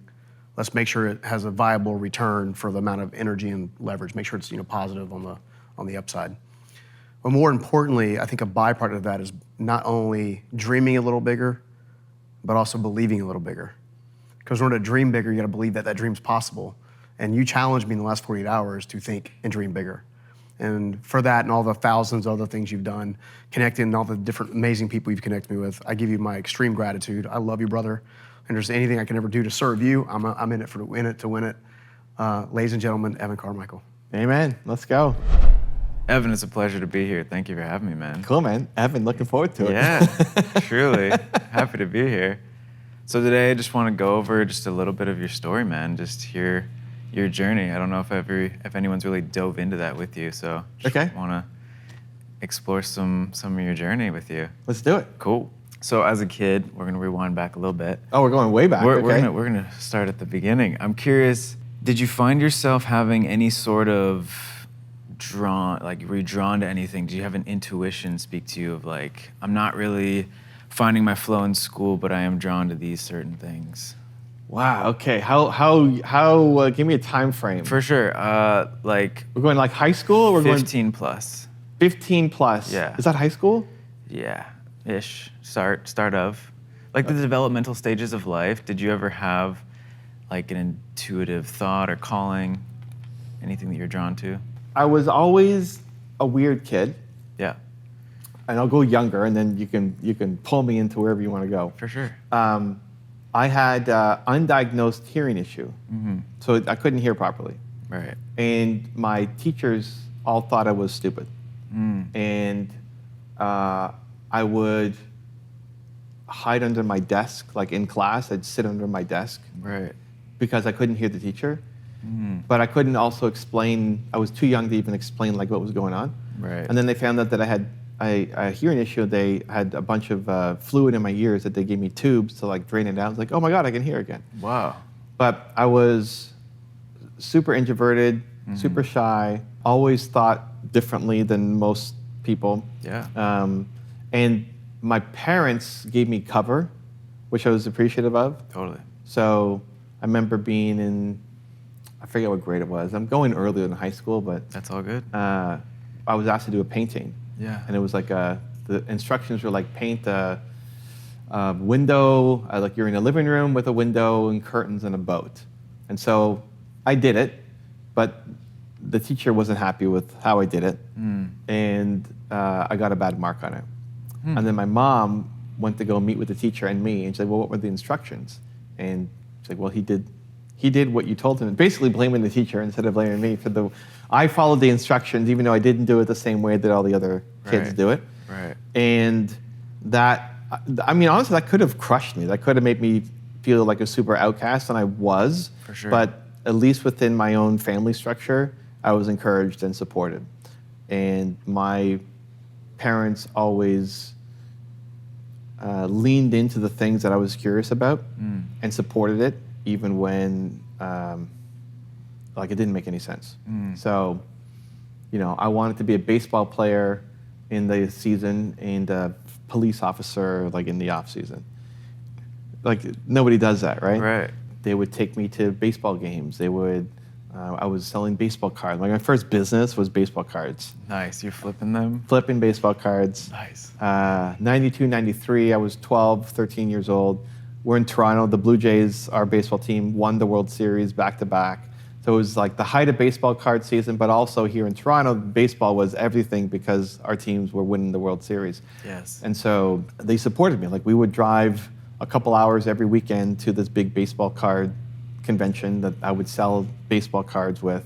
And I would be 12 years old and selling and negotiating with people who are like 40 years old. Just making deals. Just making deals over like nothing, right? Like our dollar is a coin in Canada. And I remember the guy saying, okay, I'll give you $1 for that card, but it's got gum on it. Like, okay. I'll clean the gum, man. It's $1. Like I'll still do that. Let's go. And so that was my early journey into entrepreneurship, I guess. Or even before, my first thing was I was 5 years old, and I made little pictures with my 3-year-old sister, and we went to our neighbor and sold it to them for 10 cents. I feel you, man. I did door-to-door watercolors as well. Yeah. $5, knock on the door. Hey, $5, just that's a good painted deal. this. I got 10 cents. But I had this weird streak in me, I guess. For sure. I didn't know anybody who was an entrepreneur. It was not in my family. It wasn't something that we did. Right. But my parents encouraged and supported it. And so I ended up doing all sorts of different weird things as a result. And I think a good chunk was they gave me the air cover for it. And they'd always tell me that I'm Evan Carmichael. You can do anything you believe that you can. Yeah. And even now, you go home, go to my place, I've got 5 pictures on the wall, and the one in the middle is me with my parents. Oh, I love that. And just a reminder of the message they gave me. Yeah, man. That's incredible, that foundation. So I'm curious, moving from that, you're now 19 years old. There's the university route, the investment banker title and job, and you decided to not go down that path and take the leap into the unknown on the software company, that startup. I'm curious what that was like to make that decision. And in that moment, did you have a belief in the outcome, or was it just like, let's see how this goes? That was the hardest decision I ever had to make. Yeah. And because I thought I wanted to be an investment banker. In my high school yearbook, it's like, where are you going to be? They ask you where you're going to be in 10 years or whatever. Investment banker. And I was like, VP at a bank. Like, that's what I like money. I like making money. I like playing Monopoly and all that stuff, but the only way I thought I would make money was like, go be a banker. Yeah. So I'm going to be a banker. So I was on my path to go and do that. Right. Entrepreneurship wasn't a thing when I was in university. Like, you had to be unemployable or crazy to be an entrepreneur. It wasn't a thing. So I had this opportunity to either go get this investment banking job and make 6 figures out of school, and this job was in Asia, so like, wow, new country, it's gonna be awesome. Oh, you'd go live over there? Yeah. Okay. And they recruited me out of university. They flew me to the Waldorf Astoria, which is a famous hotel in New York City. Yeah. And show you the life, and like they put on like the full. Like, this is it. This is the spread, right? Yeah. And then they say, I'm going to not do that, and I'm going to instead take 30% of a company and make $300 a month at the start. Was hard. Yeah. The thing that I wish I could say, like, I knew it was going to work out, For sure. and I was bold and like take the jump. I don't feel like that was particularly risky or bold, although it might be for some people. I thought, you know what, I could always go back in a year. I may not get this job, but I thought I could get a job. Right. Like I could get a job in banking, I thought. So the risk wasn't that big of a drop. And some people were giving themselves a year to do whatever. So I'm going to give myself a year to do this. And Jeff Bezos from Amazon had a line called the regret minimization framework, which is basically like, don't live with regrets. So when you're 100 years old, whatever, you're in your rocking chair looking back on life, like what would you regret less? And I thought, I'm going to regret not knowing about this startup business. Yeah. Even if it fails, I'd rather know and fail than not know. So I'm gonna go and do this. And I gave myself a year. You leaped into it, and then you didn't see results. Yeah. Things weren't seemingly working out as like high octane as you thought they would be. Yeah, it was not working out. I remember the first deal I closed that was sizable was like $13,500, and I felt like I was rich. Yeah. Like rich. Oh my God! I closed a $13.5K deal. When you're making $300 a month and you close a 100%. $13.5K deal, that was a huge shift for me. And more important than just that money is like I could do it again and again and again. But the first year was we were not making much money at all. I'm just curious what your inner dialogue was like through that time, where it's like, I just pushed all my chips in, I'm moving on this. I didn't feel the burden of that. Like I Okay. just pushed all my chips in. I didn't feel Right. like I took some big risk in doing this. Okay. Because again, I thought I could go back, and I gave myself a year. Right. So I was minimizing my risk. But I felt like a failure. And the hardest thing emotionally was more that my friends had all taken all these jobs, and they were making tons of money. Right. What I thought was tons of money at the time. And I guess it was. And they're making $120K a year, and I'm making $300 a month. It's like it's a big discrepancy. Yep. And I isolated myself in that they would want to go out, and I couldn't afford to go out. Yeah. Right. So it's like pizza and beers. That $20 was my monthly expense. Yeah. So I had to pick one thing per month to go to, and I would tell them I'm hustling, I'm living the entrepreneur life, I'm grinding away, like all the good things that but really it's like I'm broke, and I'm too embarrassed to say that, so I'm not going to come. So then it made it just insular, and it's just me and my business partners and I guess my family.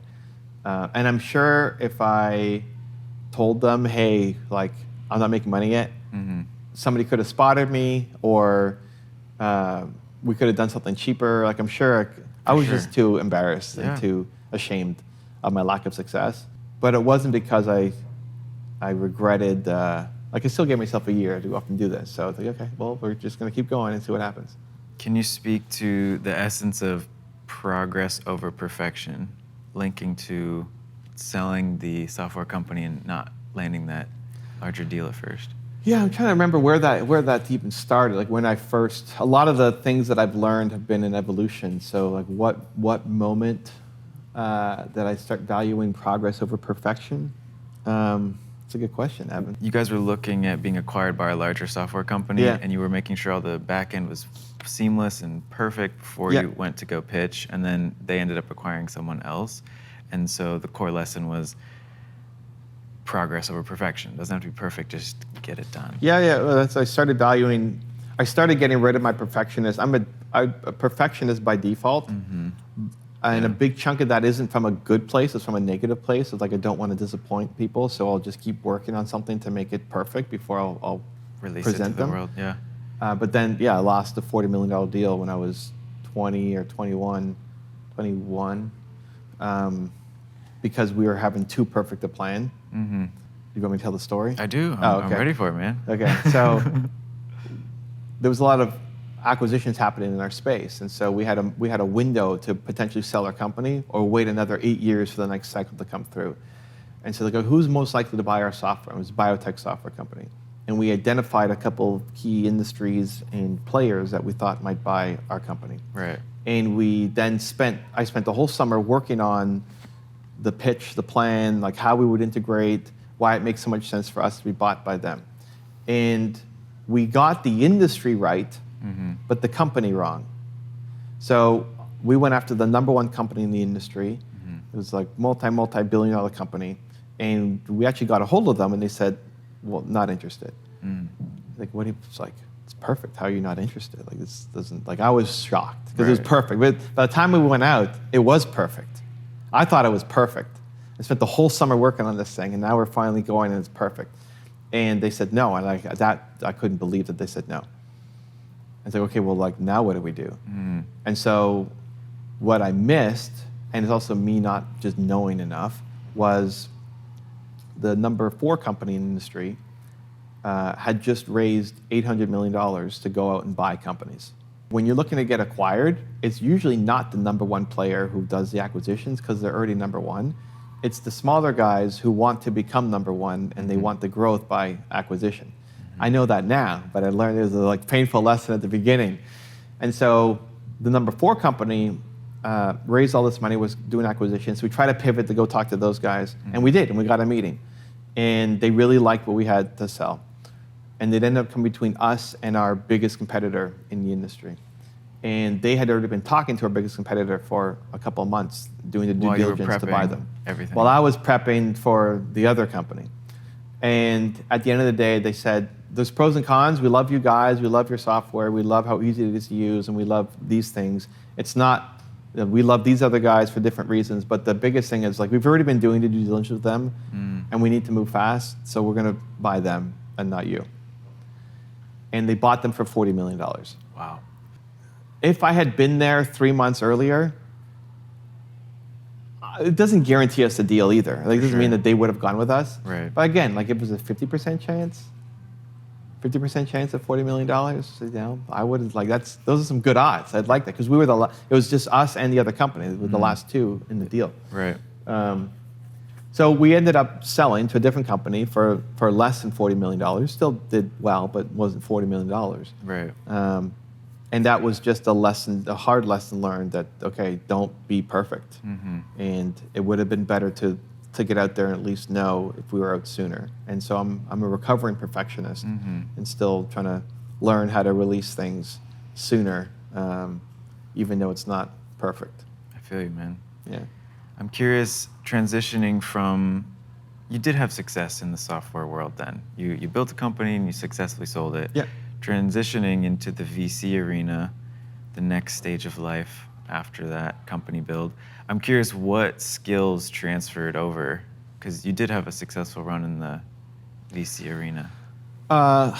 From the software company to the VC, what skills transferred over? Well, definitely the hard work. So when I was working sun up to sundown every day, trying to just grind out a living in my business, right? Beans for lunch every day, not seeing my friends, just like no relationships, just work. The focus, yeah. So when I sold my business, I then had nothing to do. Right. So the people who bought the business didn't need me in the company. And I mean, I didn't want to go either, but they didn't need me. Where my two business partners were the techie people, and they also had a personal desire to get to the United States. And so they moved with the company to the company that bought us. Okay. I'm now by myself with having some money, which is nice, but like I wake up the next day and like I have nothing to do. My whole identity is gone in terms of work identity. So I didn't just jump into VC. I was saying yes to a whole bunch of stuff and just exploring. And one of the guys that I met with said, "Hey, I've got this firm. Do you want to come meet them and potentially work together?" I was like, "Yeah." But I didn't have this plan. I was saying yes to almost anything because the alternative is just stay home and be bored. And what was your age at this point? Like 22. Okay. Yeah. Gotcha. So I was getting some opportunities. Like I got asked to do my first speaking gig. I represented Canada at the APEX Summit. So they had APEX Summit, and they were bringing the theme of the year or whatever was entrepreneurship.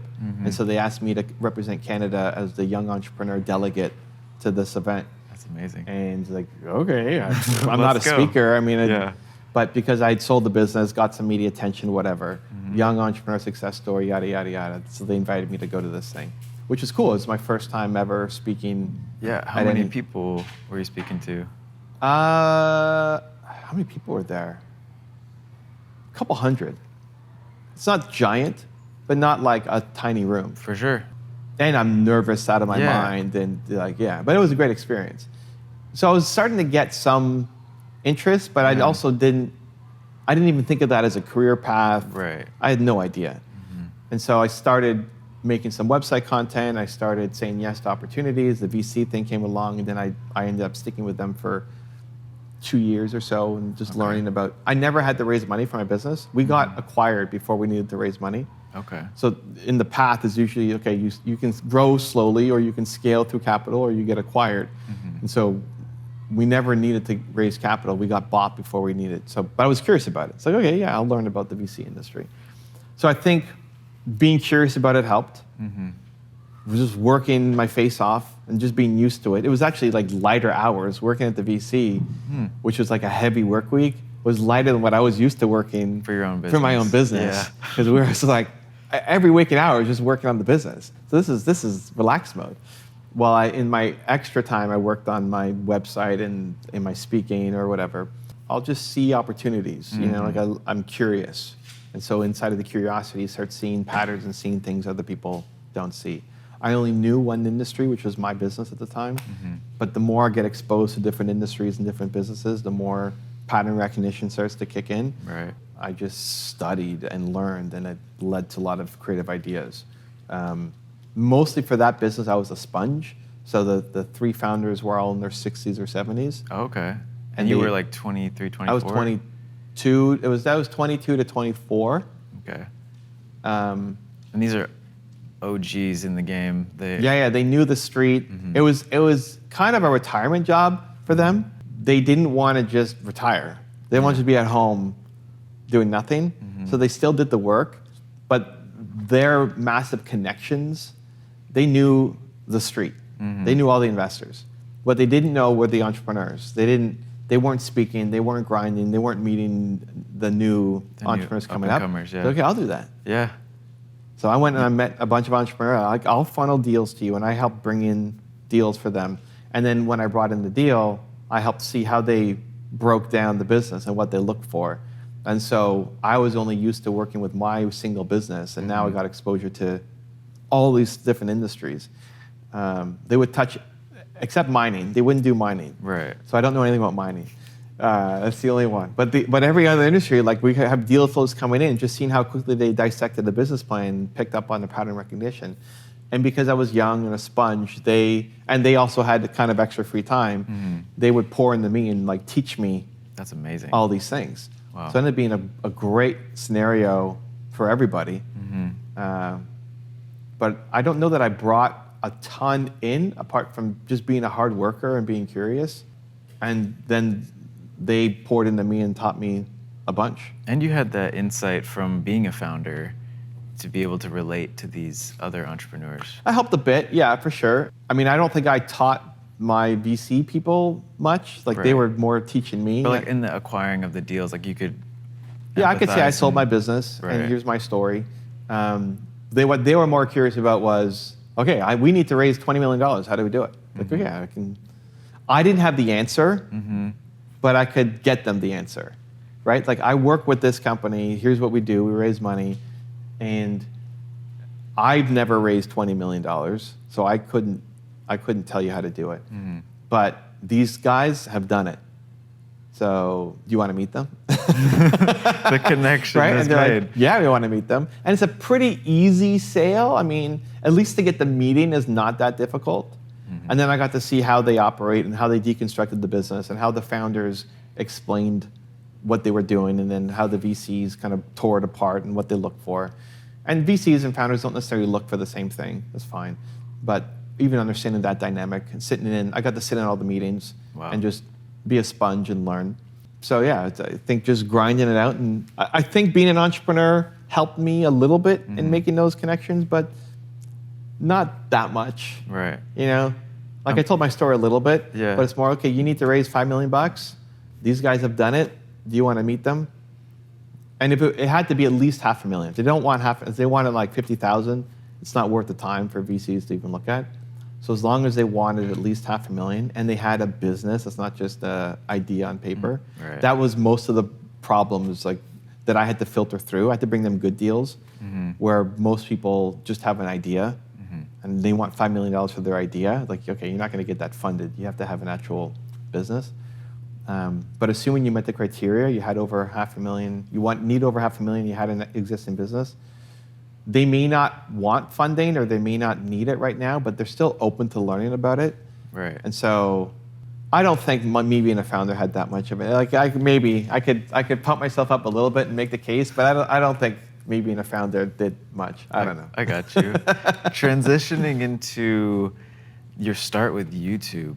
So you had done the web page content. You did a ton of posts on there, and then getting on YouTube, posting videos for 1 year and doing that consistently and only receiving 3 comments. I'm curious what the core driver was to continue and stay consistent with that even before the external result was showing itself. One, YouTube was a different game at the time, so nobody had 1 million followers. There were no influencers. What year was this? 2009. Okay, that's what I thought, yep.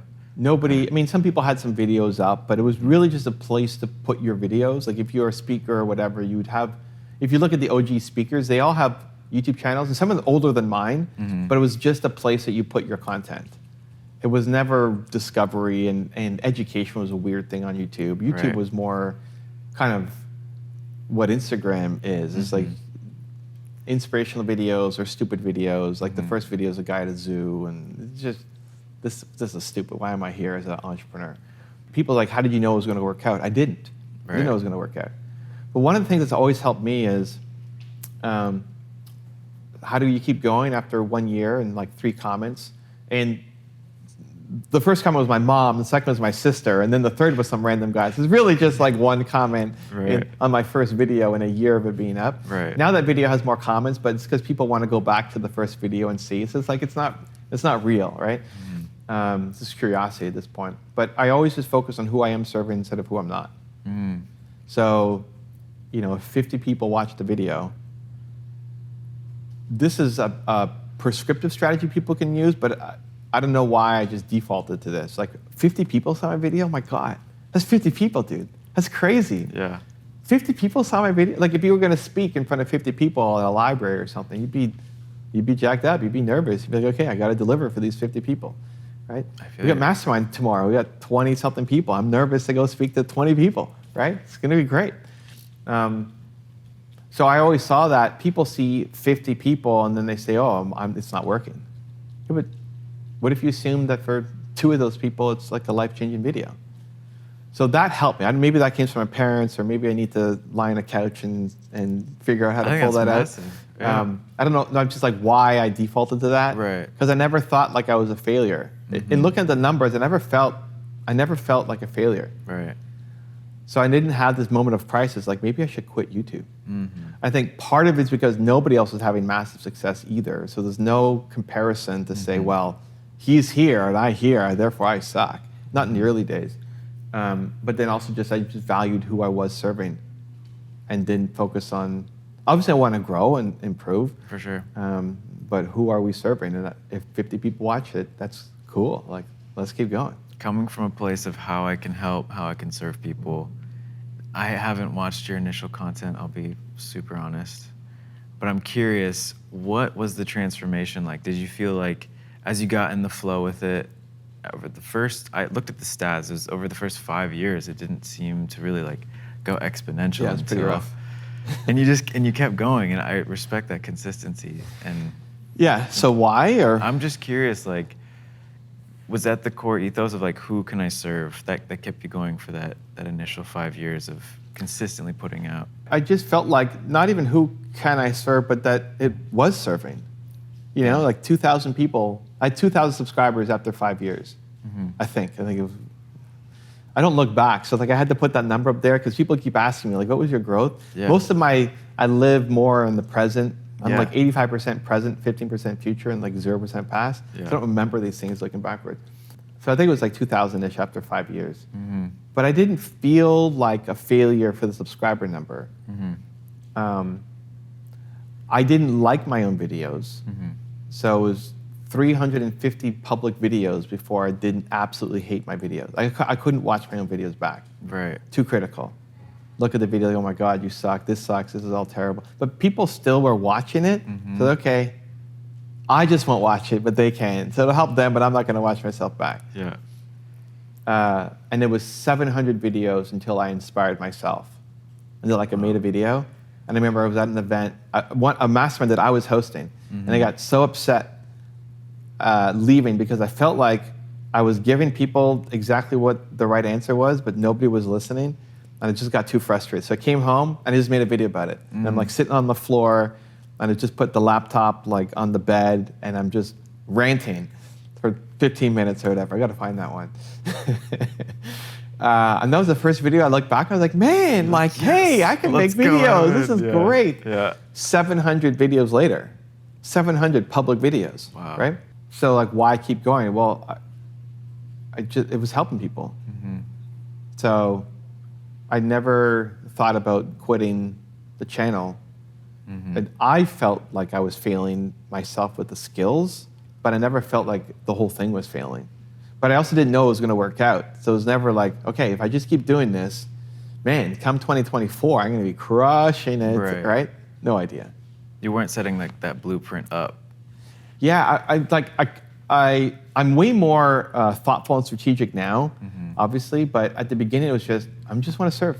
Yeah. I just wanna help, like it's helping people. Yeah. And if every one comment that came in was gold, like, oh my God, it's helping people. I made a PowerPoint that I would watch every morning. And it had the background of Michael Bolton, I Will Go the Distance, that played, if you know that song. And I would bring up some of the comments on my channel. Because I wasn't getting a lot of comments. Right now it's like you can't keep up with all the comments. But at the beginning I wasn't getting any comments. So anytime I got a comment that was good, I would put it in my PowerPoint file and I would watch it every morning as a reminder, like, yeah, see, like people need this. People like what I'm doing, even though I'm not very good and don't think I'm making good content yet. But the only thing that kept me going was I I felt like it was serving and helping people, and I just wanted to serve and help people. I think that's a really important method right there, showing yourself the evidence and then having self-acknowledgement along the way of like, hey, I am serving people, I am making progress, and I'm happy with myself for being this consistent in something. 700 videos is impressive. I didn't value my consistency though. I didn't look at it like as a badge of honor. Right. I was just used to working hard. Mm-hmm. My first business, I worked hard.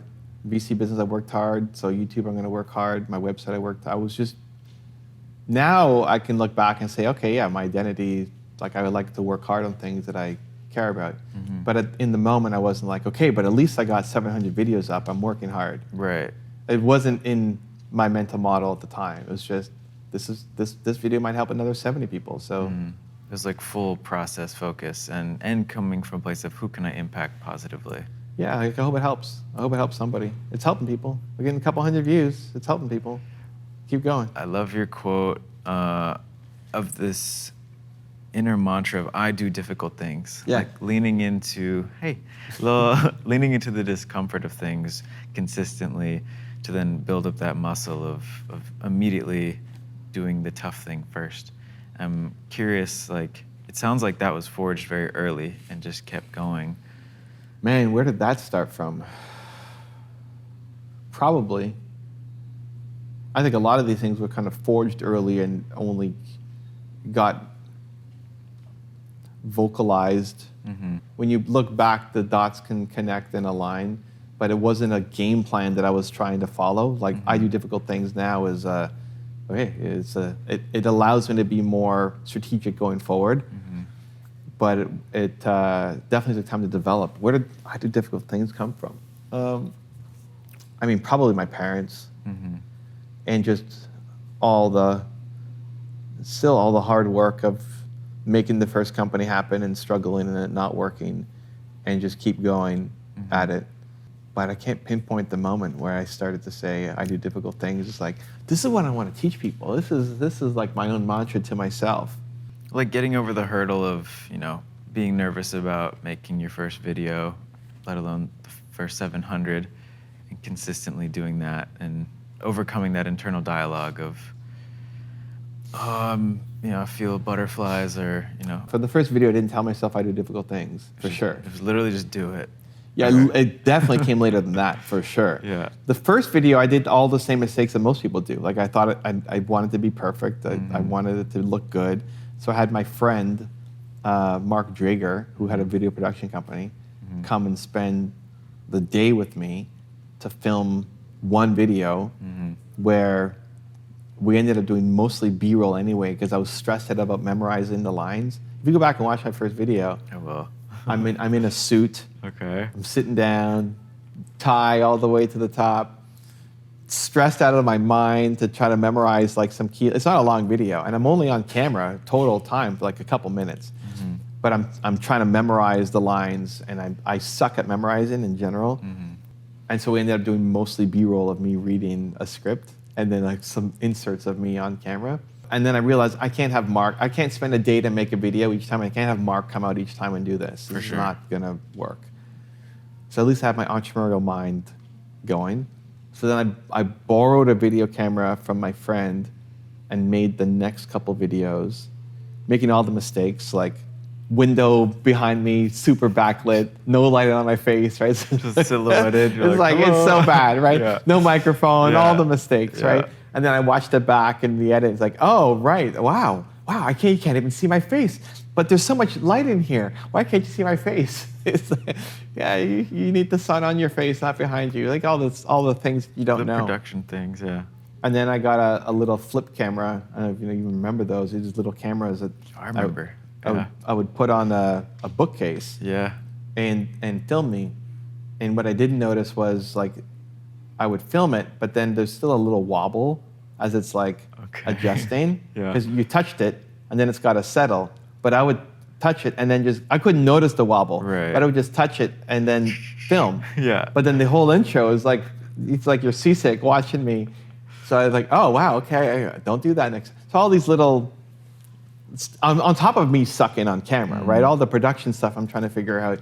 Right? I have so much more respect for the people who do all of this stuff. I don't know how to do any of this setup. 3 cameras and lights and audio and the whole 9. all that stuff. I didn't say I do difficult things. I was just mostly, so at that point when I was doing my YouTube channel, I was doing the VC business. We're having some success there. Way faster success than my software company, right? Because like if I brought them a good deal, we could start, I'm learning right away. We're closing deals ASAP. Like that, yeah. I started my website and started building up. We had 100,000 pages of content on the website. Wow. And YouTube was this little fun thing I was doing on the side. While at the VC. While at the VC and while doing my website. Okay. So the website started to become a business. So I did everything on the website myself to generate leads for the VC business. So I was writing articles about raising capital. Right. People would SEO, find it through Google, then they contact and I set them up. Okay. Then people said, hey, can I write for your website? And we had marketing consultants, business coaches, whatever, want to write for the website. Then, so yeah, okay, you have content, cool, and let's put it up. It helps build the brand, I guess, helps more people. There's no real business model net behind it. Then AdSense came out and you can make money from advertising. From traffic. So the first day I earned like 30 cents or something, but it's like, oh, okay, but I could optimize this. The entrepreneur brain starts going to work. And then, then I'm making $10 a day and then $100 a day, then $300 a day, then whatever. And so I started building up a team where now we're recruiting people to come write for the website. Hey, give us your content, put it on our website. We have these people. And so we got to 100,000 pages of content. Wow. While I was still doing the VC stuff. This was my little side hustle inside of the VC business. Then YouTube, I learned about YouTube because some of our authors, were making YouTube videos. I learned about it. And so I was just curious about it. It was just a pure, curious, fun little, it didn't have to work out. For sure. And I just liked that 50 people saw a video. And serving people in that way, sharing So we just kept going. wisdom. And then it got to the point where YouTube became a business. I just shut my website down. Like overnight. I just decided. It's like done. Yeah. That's it. 100,000 pages, my whole business, that business was gone. And I brought my team over. I told my team, like for me, when I lose interest in something, I'm out. Yeah. Yeah. And sometimes you can I always want to be able to make a fast pivot. Sometimes that involves other people, and so it's ethically not right to just like leave. Right. But we'll figure out the transition path, the transition path. Totally. Because I went out. So I was loving YouTube. Yeah. And I was not loving the website and just being a content machine there. And so, I moved. We had 8 people, I think, at the time. Gave them all roles in my new YouTube business and shut down the website. The website became like all about SEO and optimizing for keywords and everything and driving tons of Google traffic. And then the next day was a picture. And it just said new website coming soon or something. Killed everything. Just done. Done. That was the next touch point is the power of bringing on a mentor. Because you brought on Steve, I'm not sure his last name, but then you did 10,000 videos together, or he coached you. I just wanted to jump into that a little bit, the power of having a high quality mentor and what that did for you and the YouTube channel, the brand. Yeah, so Steve's my agent. He's in New York. Okay. And when I first learned about him through one of the authors on my website, and he said, well, my agent wants me to do this. Like, what do you mean your agent? Like, I heard of a sports agent or a music agent, but you're a business guy. Yeah. Why do you have an agent? What does he do? And so, can I meet him? And so he introduced me, and then I started working with Steve. And Steve gave me a lot of love and a lot of push. He'd worked with a lot of big name people. He worked with Mel Robbins and Grant Cardone and some of these guys, helping them build their brand. And he said, I like your message, but you suck on camera. Like, great, man. And 5 years in, I thought I was getting better, and I suck. Right. And most of the new people he was bringing on people from CNN and CNBC, people who are camera ready. But most of the people I bring on are great on camera, but have no message. They don't know what they're going to talk about because they're being used to giving a script. And you're the opposite. You have a great message, but you suck on camera. So I'm going to take a flyer on you. The first homework he said was, we got to tell your foundation story. So like in a 20 to 40 minute video, you got to tell your story. And we'll see. We'll see if we like keep you or not. Like I think he just liked me and saw the spark. Yeah, and like hopefully Let's like maybe go. something works out. I don't know about this guy because they didn't fit the mold of what they typically look for. Yeah. And then I did it 3 times a day. So I'd make the video in the morning. I'd send it to him. He'd give me feedback. As your like foundation story, why you do what you do. I'd do it again over lunch. He'd send it back with feedback. I'd do it again at dinner. He'd send me feedback overnight. The next morning I did it again. I did it like 40 times this version of these videos. And I started getting better because he'd give me feedback. And these were not like a 20-second video or a 2-minute video. It's like you got to do the whole thing. It's like 20 to 40 minutes each time. He'd pick one thing apart, do it again, do it again, do it again. You're like, okay, I'm putting in the reps. And so it took 40 takes or so to finally get my story out. And still not anywhere close to perfect, but just way ahead of, at least I'm saying the things that he wants me to say. But then I just kept putting in the work. And within a couple months, I went from being the worst at the agency to being the one where people, like he was using my channel as an example. Like, look what Evan's doing. You should be doing what he's doing. Only because I was doing the work and I was listening to his advice, right? I mean, everybody else they might have started off being more talented, but they were making a video a month. And I'm doing 3 videos a day. So I just passed them and became the best case scenario there. I remember when I first joined, I said, who's the biggest one here in your agency on YouTube? And he said, Grant. I said, okay, I'm going to pass Grant. And we did. Not that Grant cares, Grant's done amazing things. But that just became like, okay, we're gonna get a bigger channel than Grant. And now we've helped him grow his channel, and he's a friend of the channel, been on a bunch of times. But Steve was the right person at the right time, and still helps with a bunch of things in the company. But he pushed me to think bigger of what was possible, and then also gave me the guidance of like, here's what you actually need to do. And he was responsive to, like I asked for help and he gave it to me an hour later, right? So it ended up being pretty quick. Like meeting Steve and then marrying my wife, Nina, both happened in the same year. And then that's when we started to go from 2,000 subscribers to, I forget what the next one was, 7 to 20 to whatever. And you just start seeing, so when people say, well, when did it all take off? I don't know, what they're the numbers. What's taking off to you? Is it from 2 to 10 or 10 to 30 or whatever the numbers are? But both having a mentor to kind of guide and get feedback, as well as having a partner who was cheering me on. And those 2 things made a huge difference and start to see major growth in the channel. That's amazing, man. Yeah. I'm curious. But it's like I wasn't working any harder. Right. I was working, like Steve gave me smarter things to work on, and Nina gave me just more confidence and belief. But I was still grinding in making content. Same work ethic. Yeah. Just applied to this. Different strategies and different mindset, and it just did so much better. The right people, the right strategies, and then the work ethic applied outpaced any talent. It was just I had no more talent. reps. Yeah, I mean, go back and look at the videos. It's objectively 0 talent.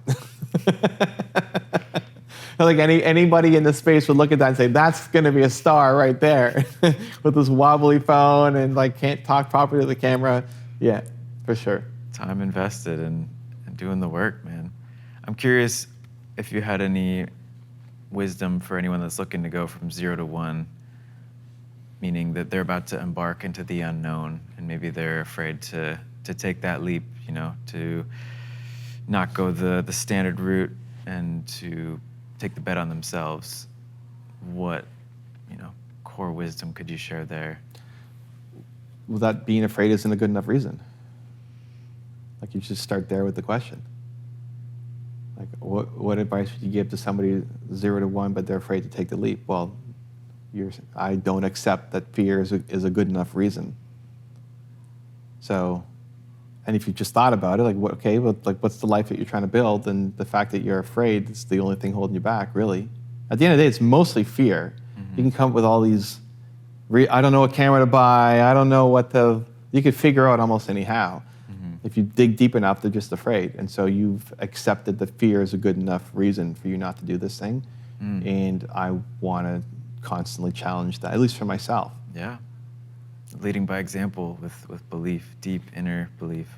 I'm curious, like someone that maybe they're at 1, they're looking to go to 100, or they've reached a plateau. How can they turn it up a notch and like maybe they've found a good flow, but they want to take it to the next level? What can people do to hit that exponential curve? Maybe, so I'm just gonna say there's the 10-year growth on YouTube for you, right? So maybe someone's at that like year 5 and they're not seeing the results. And we are in a comparison age, whether we like it or not. Yeah, it's usually then better information, mentors, and then thinking bigger. Because when you have started to do well, this is something we talk about on the sales team. It's like, okay, whatever number they come up with, like, hey, we have 35,000 subscribers, we have 1 million subscribers. Cool, it's a good start. It's a good start. It's always a good start because that's what they think. Like somebody who's coming to us and they're going to join Movement Makers and they have 50,000 subscribers on their channel. Other people might be saying, wow, you have 100,000 subscribers. You already got the silver play button. Like, you're crushing it, man. Yeah. He or she is not telling themselves that they're crushing it because they want to be greater. They want to be at 1 million. They want to be at whatever or a revenue or whatever the company goals are. Entrepreneurs and people, like, we love progress. Yeah. We don't want to stay stuck. So no matter what we've done, it's great to look back and say, okay, I've gone this far, I'm grateful. But it's like, I want to do more. So we'll always say, okay, that's a good start. And so what's going to change? Because doing more of the same probably won't get you much better results. So even me and I don't know how many videos I made in the first 5 years. Like, we can go back and look, I guess, they're there. But I was making a lot of videos in the first 5 years. Yeah. I was working hard, but I wasn't getting the results. So what changed was I got mentorship and I was able to start thinking bigger. It's the same thing if you're going from 1 to 100 or whatever our metrics are looking at. You want to escape a plateau. It's being around people who think bigger and then getting better ideas for actually how to do it, right? It's like whatever you're stuck at. Like I'm stuck at 100,000 subscribers, I can't break through. It's like, I don't know what, I've tried everything, I'm just stuck. And if you're hanging out with people who have millions, it's like, this is a nothing, this is not a plateau, this is a fake plateau for the group that you're in. And so it's like getting around those people who've done a lot more. And just being around them is already inspiring. That and how they think, energy. How they operate, the energy, but then also their ideas for what to do. So there's always that combination. It's like the energy, the motivation, the bigger thinking, plus the actual tactics of what to do. That's very valuable and wise. I'm curious, last closing remarks, fostering a deeper sense of inner belief when the world doubts you. Do you have, or maybe your own internal dialogue is you're coming up with self-doubt on the journey, any like steadfast, foundational inner mantras, quotes, principles for people to foster more belief? Yeah, I think it's more inner than outer. For sure. You know, like I think we are our own worst critic. Me hating my own videos for the first 350, instead of saying, okay, I did this is cool. Like I'm learning, I got better. I didn't have that lens at the time. Right. The biggest thing that's helped me is my own channel, like watching videos, being around successful entrepreneurs. So if I'm part of my daily routine is I'm watching a video of somebody who's doing something way bigger than me, and then just seeing how they operate, it pulls me to want to do more and be bigger and get better. Zig Ziglar was saying, you know, motivation is like brushing your teeth. Like doing it once is not enough. You got to do it daily.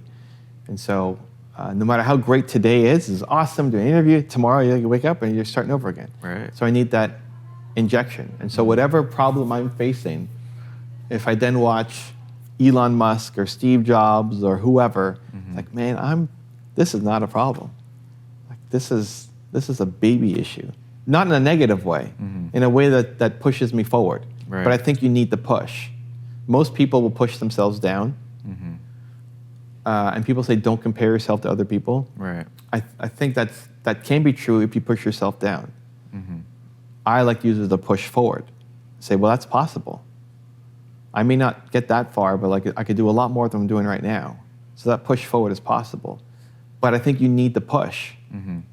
Because without the push, you stay still. So don't push yourself down, push yourself forward, but push. Belief. Believe. To watch me coach another entrepreneur, check it out right there next to me. I think you'll love it. Continue to believe, and I'll see you there. The biggest shift that's happened over the past 5 years with YouTube is it's become a place for education. People are going to learn. If I want to learn how to get blank, I want to learn how to improve my marriage,